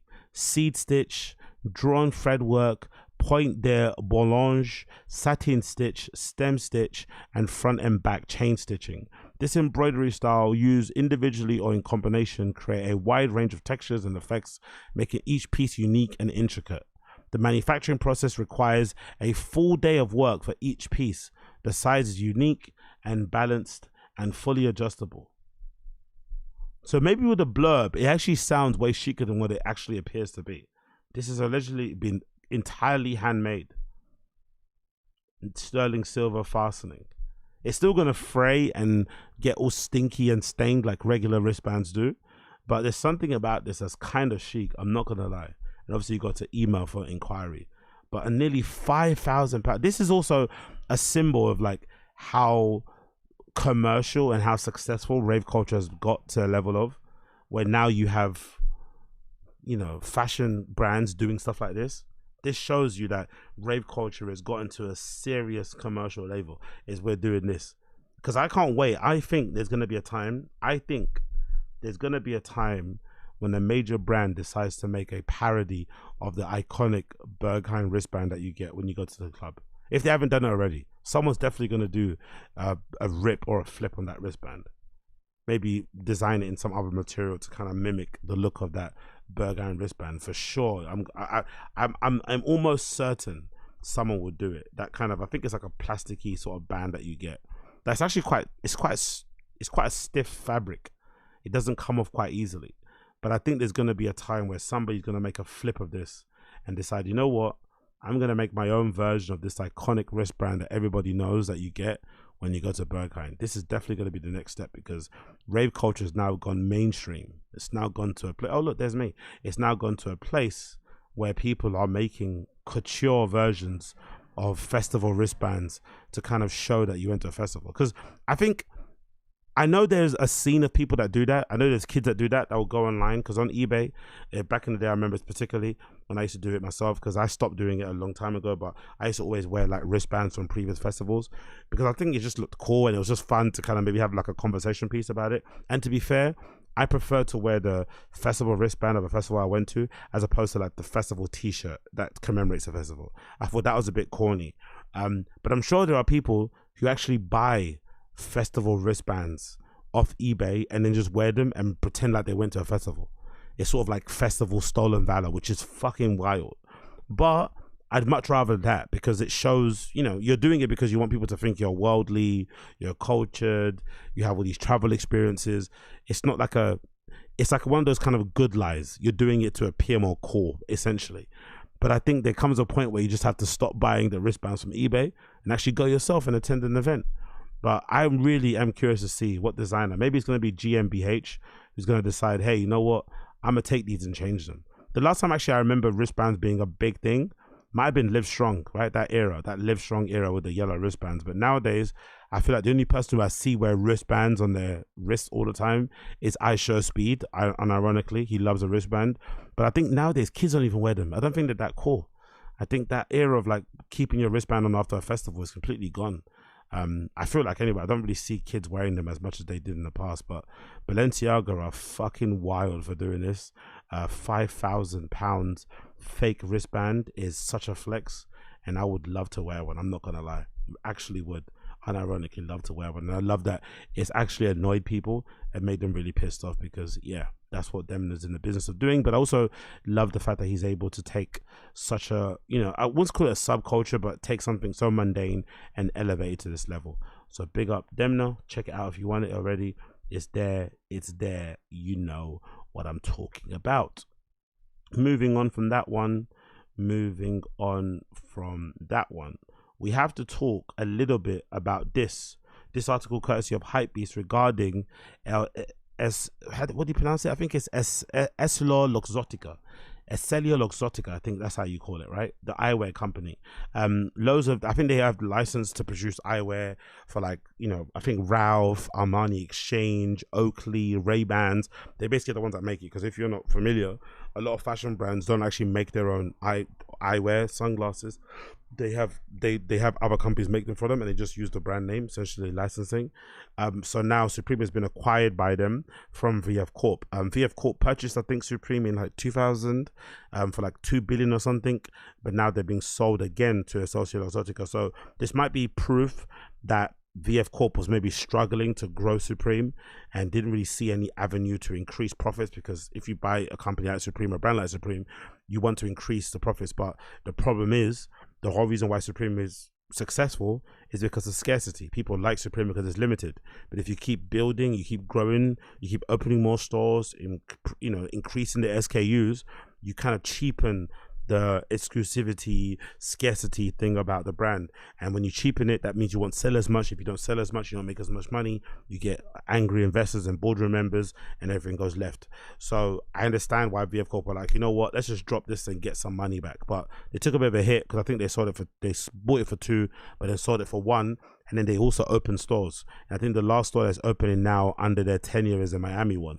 So they have invested quite a bit into the company and probably haven't seen much return, you'd imagine. So a bit of a blow. But I'm interested to see what EssilorLuxottica will do with Supreme going forward. So it continues on. It says as follows. Here it is. After months of speculation, VF Corporation is officially selling Supreme. The streetwear imprint is set to be acquired by the global optical industry leader EssilorLuxottica. Essilor released a statement confirming that the company has entered into a definitive agreement to acquire Supreme for $1.5 billion in cash. The streetwear brand, previously bought by VF Corp in November 2020 for $2.1 billion USD. EssilorLuxottica owns some of the most iconic eyewear brands, including Ray-Ban and Oakley. In the past, the company also partnered with some of the biggest names in the luxury, from Ralph Lauren to Burberry, Prada, Miu Miu, Chanel, just to name a few. Despite this position in the optical market, this will not change Supreme's operation as a global lifestyle apparel brand. Supreme's founder, James Jebbia, will still remain involved in the brand's growth and development. In a statement, he said, "In EssilorLuxottica, we have a unique partner that understands that we are at our best when we stay true to the brand and continue to operate and grow as we have for the past 30 years. This move lets us focus on the brand, our products, and our customers, while setting us up for long-term success." The funny thing is, I'm surprised he survived, because whenever a investment company comes in and tries or successfully buys your company, usually founders find it very hard to work like that in that situation, because, with Supreme, James Jebbia has literally birthed the brand from its inception. He was there sweeping the floors, opening the stores in the morning, closing them, doing the cash ups and stuff, doing the till closing and shit. He's Supreme, right? To go from that and kind of being an elevated employee must be a weird thing to kind of adapt to and to change to. But he has done that, and it's really interesting because he's kind of he's been running Supreme as an independent brand for the majority of its inception, or for the majority of time it's been around. To suddenly then go to be working in a quote-unquote corporate environment must be a bit of an adjustment. But the fact that he's done it is proof that, smart cookie, and maybe explains why he's been around for so long. It's something that I also saw as one of the main great traits of Virgil, RIP to Virgil Abloh, his ability to kind of not only do his own thing with Off-White, but also seamlessly work with big corporations and brands for collaborations. He never seemed to have an issue, in basically, making adjustments and everything else in between to achieve his goal. Whereas I feel like a lot of creators find it hard to kind of navigate that and always kind of stick with the purist thing and don't know how to kind of go commercial and make that work. So James Jebbia deserves a lot of credit for that.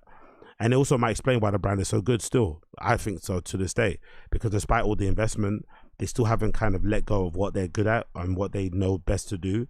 Maybe there's been some missteps with some items here and there, but I think by and large, items still sell out, collaborations are still very coveted, and it kind of just continues chugging along. Despite the more stores opening and there ever being an increase in product, it just seems that all the popular stuff still sells out, nothing sits, especially collaborations, and it all just continues ticking over. So first of all, you're interested to know, like, why even want to get absorbed by another company. But I guess in EssilorLuxottica, because they're optical eyewear leaders, maybe there's something there to be said for Supreme. Maybe thinking long term, they would want to have them produce some of their eyewear. Maybe they're already doing it, because you'd imagine with eyewear being so cheap to produce, but you can sell it at a crazy markup. Maybe there's an avenue, which sounds kind of wild to think this aloud, but maybe there's an avenue, there's an option, there's a possibility that Supreme's eyewear could be very lucrative. They could get to a position where they're like, you know what, we're going to actually let the eyewear be sold in stores that aren't Supreme, because now the only way you can buy Supreme is directly from them, whether online or from their stores. But what if there's a solution in the deal where they have ability to have like kiosk in different department stores selling Supreme sunglasses officially from them, but it's just done through EssilorLuxottica like they do with other brands. So maybe you go through an airport and you'll see a stand that sells like, you know, Supreme latest collection of sunglasses. That also might increase the amount of sales that they make past, you know, in passing for people that aren't even that familiar with the brand or just see it in weird places. So that might be the place. I think that sort of thing won't cheapen the brand. I don't think if you saw a stand selling Supreme glasses at Heathrow Airport that you'd think it's not cool anymore. Maybe if you saw an entire store there, you would. But I think if they're just selling glasses, it wouldn't be too much of an issue. And also there's a possibility that because EssilorLuxottica has a relationship with all these brands, maybe there's a possibility that, you know, Supreme wants long-term, you know, help in introducing them to certain people in the industry. Maybe like Oakley. Maybe there's a possibility that Supreme does a collaboration with Oakley and not only does glasses, but does also some ready-to-wear or some clothing, collaborations. So there's loads of avenues and networking and circles that could open. I guess maybe as a fan, you're going to be a little bit dubious about this because with investment, you always have to give up something. You never get people's money and you just get to do what you want. When people give you money, they usually expect things from you, especially, you know, when they give you like, you know, fucking, or not give you, but when they give the other company, whatever investment they put into the company, they will want something back from it. So most likely you're gonna have to give up something. That might mean more expansion than what you're comfortable with, an increase in quantities, maybe collaborations that you probably would never consider, maybe different hiring strategies, maybe more employees, something that might eventually end up diluting the brand. But I'm curious to see how it develops and how it goes, because it seems on paper to be a bit of a no-brainer deal. But I also know sometimes these things don't play out the way you think they are. But at the moment, Supreme is now in the process. I think they're going to try and close the deal by the end of the year, but it's no longer under VF Corp. And I'm also curious to know as well from people that actually work there. I wonder if they've noticed an actual change, because it almost feels like they operate on their own. So even though they got bought by VF Corp, it didn't feel like they had to move their head office to like some fancy building somewhere. They were still where they were. And then, but they had this investment from VF Corp, but then they had no real involvement with the day-to-day business, apart from maybe the stores and maybe the creative director role, right? That Tremaine Emory was hired for. I don't know. I wonder if they feel it, but maybe they don't, because James Jebbia kind of protects them from that and kind of remains the go-to person. I'm not too sure, but either way, curious to see how it develops going forward. Miami store is meant to be opening soon as well, so maybe that'll give us an indication of what's going on forward. And maybe if we stopped, because I think it felt like we were seeing a new store open every year. So because I think they opened a South Korea one before the Miami one. Now there's one in Milan as well, opened recently. So I wonder, maybe we'll see a slowdown in the stores openings. That will give us an idea that they're trying to scale things back a bit and keep it kind of low. But I think with investment, the investors, they always want fucking incremental gains. They always want up. They want everything to go up. They want the chart to keep going up forever. So I don't know if they're going to be able to remain indie and move the way they do with people's money like that. You know what I mean? You have to kind of give up something. Going on from that, the one and only Tremaine Emory decided to let us know his feelings regarding Supreme selling, or VF Corp selling Supreme to EssilorLuxottica. And he says some cryptic statement, which I don't really know what this means. I think it's him saying this like drug dealer vernacular to appear like cool and shit. But he made this tweet subbing the whole issue, always never putting a name on it, by the way, but subbing it and saying Pax wasn't moving on the streets, so they run that weight off wholesale and cut their losses. So I guess he's trying to say that maybe Supreme wasn't selling as well as it was in the past, And I guess VF Corp realized this, tried to sell off what they had, and then obviously sell off the remaining for a bulk price to get it off their hands, basically, because no one wants to have like dead stock.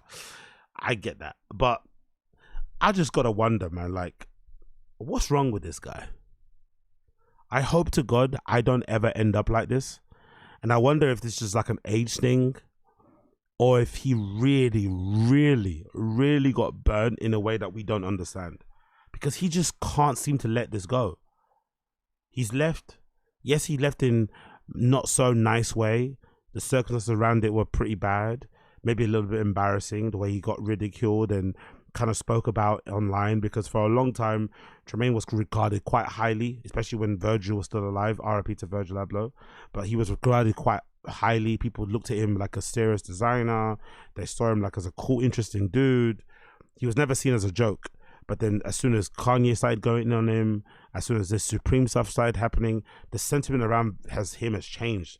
And I feel like the sentiment around him changing has also changed how people look at Denim Tears.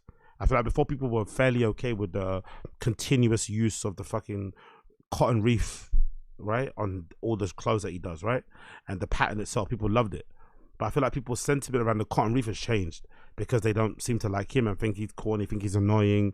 They don't like the fact that he's married to a white woman and he speaks about black issues all the time, blah, blah, blah, blah. So I feel like that has had a very negative effect on his perception. Maybe not the business, maybe he's doing more well than he's ever done before, and he's making more money than he's ever done with the increased exposure and the fact that the brand is booming. He's got a store and it's sold in all these different stores, cool. But this guy can't seem to get over the fact that he's no longer Supreme Creative Director. And it's very strange to me, because as great as Supreme is, as much as I love the brand and I would love to work there, and I was always idolized the place and always been buying it since I was a kid, it's just a brand. I think if I was Tremaine, I'd be way more excited and energized by my own shit.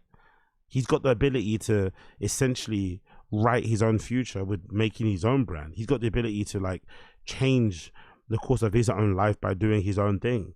He's got the ability to leave his kids and his family with something tangible that they could kind of take over and feed themselves with and stuff. That's got to be quite awesome. And also the fact that you have a brand that I don't think it's on the same level as Supreme, don't get me wrong, but in terms of its price and where it's located and stores and shit, it's basically at the same level, if not maybe a bit higher.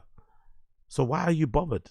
Do you know, like I don't know. It just seems odd, especially considering all the stuff that he's got going for him. It just seems odd to be this hater, because it would make more sense if he was this much of a hater and wouldn't let it go, if Denim Tears was suffering as well. If like he left, if like he got fired with Supreme, and then Denim Tears also was going through a bad time and he was trying to sell things and it wasn't going well and he's discounting everything. But it's like, I can't remember ever seeing Denim Tears on sale, like discounted. It always sells out, especially the cotton reef shit, especially some of the collaborations. So it's like, bro, your brand is booming.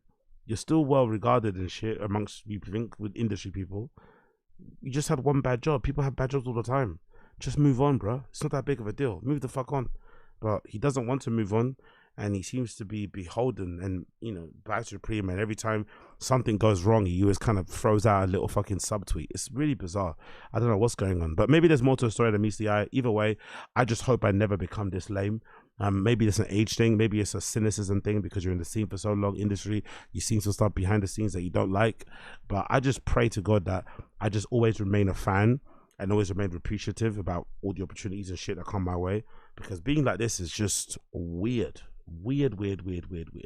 Continuing on with that, I just went to check out some comments here courtesy of the Supreme Instagram account Drops SGG regarding the news of Supreme being sold to EssilorLuxottica for 1.5 billion, because I think the kids that actually buy this stuff day to day, they don't seem to be put off by any of this shit. And I love this because they just buy the brand. They don't care about the business side, because, you know, the business side doesn't really matter behind the scenes, because as long as the brand is still giving you what you need, you won't really care who owns it or who does what. But I think obviously the main reason why it's still there and popping is this man right here, James Jebbia. He's the one. If he leaves, I think we'll definitely see the brand implode pretty quickly. And maybe go for a bit of a lull, the same way Stussy did when Saun Stussy left. And now they're obviously back and doing great things. But I think he's the one that kind of keeps it together. But let's see what the comments on Drops GG said regarding the sale. What are people saying here? So someone saying here, RIP Supreme, hold on to your throwback for they may never be like this again. Off to Bape I go. Imagining abandoning Supreme to buy what Bape are doing now. IT owned Bape. Bape without Nego is pointless. It's horrible. Some of the stuff they make legitimately belongs in a volcano. Have you seen those vans they put out? Have you seen how bad those fucking vans look? Honestly, swapping Supreme for Bape now is just insane. Like, that lack of taste is just like frightening. Another person. Who remembers how much VF paid for buying Supreme? It was something like 2 billion. Another person. Is James J.B. going to return to creative control? That's real. Hopefully this won't ruin the brand. How many bills is that? How many bills? How many kilos? Is it safe to assume that the prices will go up? I think probably not. If anything, they might go down, especially if they increase SKUs. Resold at almost half the price only 4 years later, a bad signal. I don't think so. I think it's resold half the price because they don't really know what to do with it, you know? Because there's only so much value you can add to a brand like Supreme without really going for proper expansion. Because proper expansion, you can maybe add more value to it, but they kind of have to keep themselves relatively small because that's the whole point of Supreme. It's meant to be exclusive. Right? If you start opening stores all around the world and start having it sold in department stores, you know, it might increase the amount of stuff you sell, but then you also increase the likelihood of stuff sitting. And when stuff sits, it takes away the call factor gone, your brand's dead. Supreme Versace, Supreme Oakley, Supreme Prada, Supreme Polo. Yeah, that's definitely going to happen because they all own the licenses for that, especially the glasses. So we might see, you know, more glasses collaboration with these brands. Worst decision ever, this guy says. Damn, first VF, now this. Another person says, this will not ruin the brand. Supreme cannot be ruined unless it's sold to Zoomies, which will never happen. They only solidify as a brand into a luxury platform and remains exclusive to the streetwear. Sure, most of the millennials and older generation, this brand can seem played out, but most, no matter what age, who respect production, product, and brand Supreme will continue to defy odds and remain the #1 brand in cross-culture society. Okay, nice positive way to end it there. So big up Supreme. Hopefully it does go on to doing great things and it doesn't end and things continue trucking along. You can only hope. You can only hope. Anyway, my friend, that has been the Agostinho Zinga Show, episode number 800. Hopefully you've enjoyed it. Thank you for tuning in. It's been a pleasure to have your company. If you're listening to this via the video side of the platform, make sure you like the stream down below. If you listen to this after the fact on audio, please just make sure you leave me a 5-star review. That'll be greatly appreciated. I'm not going to re-upload this. I'm just going to leave the stream up so you can watch it next time if you need to. I'll also be adding some timestamps later for you to muck around on if need be. So thank you for that. I do appreciate you for that. We're going to end the show with my tune of the day. I've got a couple I want to play. I think there's a new feature on YouTube now where you can kind of play songs, but then after the fact you can kind of get them deleted. So if you're watching this live, you'll hear it. If you watch this after the fact, you won't, but I'll leave the video up to you to see.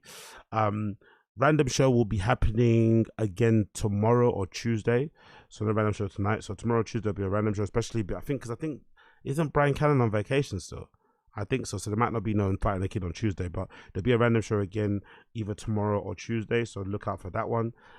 But for now, thank you for tuning into Agostinho Zinga Show. It's been a pleasure and a chore. Make sure you like the stream down below and give me a 5-star review. If you're listening to this on the audio side of the podcast, that'd be great. First tune of the day has to come from Childish Gambino. Childish Gambino's got a new album out at the moment. It's called Bando and the New Stone. I'm usually not the biggest Childish Gambino fan. There's something about his voice inflection that kind of annoys me, and I can think he's sometimes a bit corny. But this particular album, wow, he's knocked it out of the park. Great way to kind of end his Childish Gambino pseudonym and persona and kind of move on to other stuff. And this is really fucking good. Again, I'm not the biggest Childish Gambino fan, but he knocked this one out of the park. This is definitely a contender for album of the year for me. So I'm going to play one of those tunes that I like. Obviously, the popular bait one that everyone loves is this song called Yoshinoya. Everyone's fucking loving this. He fucking goes hard. He goes crazy on the second half of it when he's spitting his verse. People say it sounds a lot like Drake. I think that's the whole point. I think that's where the expression come from.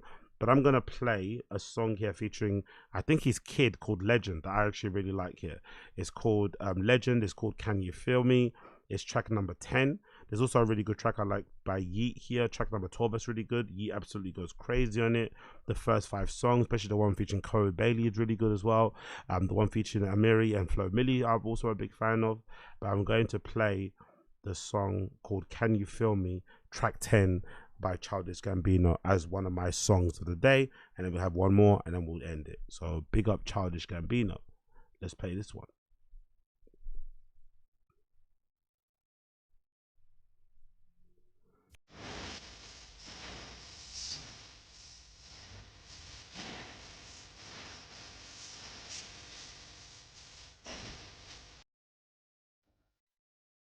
Board, and for a special 800th episode, I'm going to play one more tune today, and that is courtesy of Anderson .Paak and Knowledge from their collaborative project NxWorries. The album's Why Lord. Now, I'm quite late on this. I only recently listened to this album maybe a couple of weeks ago. Wow. Maybe a contender for album of the year. If you're after a very emotional, very feelings orientated, deadbeat dad boyfriend R&B music, listen to this. This is so fucking good. This is actually what I would have expected Silk Sonic to sound like, polished in terms of what it is, collaborative project. Anderson .Paak absolutely destroys this. The production by Knowledge is just another level, and this particular track is legitimately one of the best things I've heard in a fucking long time. The track is KeepHer, features the one and only Thundercat. Thundercat, you know what the vibes of Thundercat, one of the greatest out there, especially when it comes to soul and, whatever. I just call it R&B as an umbrella term. But Jesus Christ, KeepHer, track number 4, incredible. The whole album is full of bangers. There's actually a song here featuring her that's incredible, and I'm not really the biggest her fan, but she absolutely killed it. But I'm going to play track 4 from Why Lord, which is the collaborative project between Anderson .Paak and Knowledge, features Thundercat, and the track is called KeepHer. Absolute banger.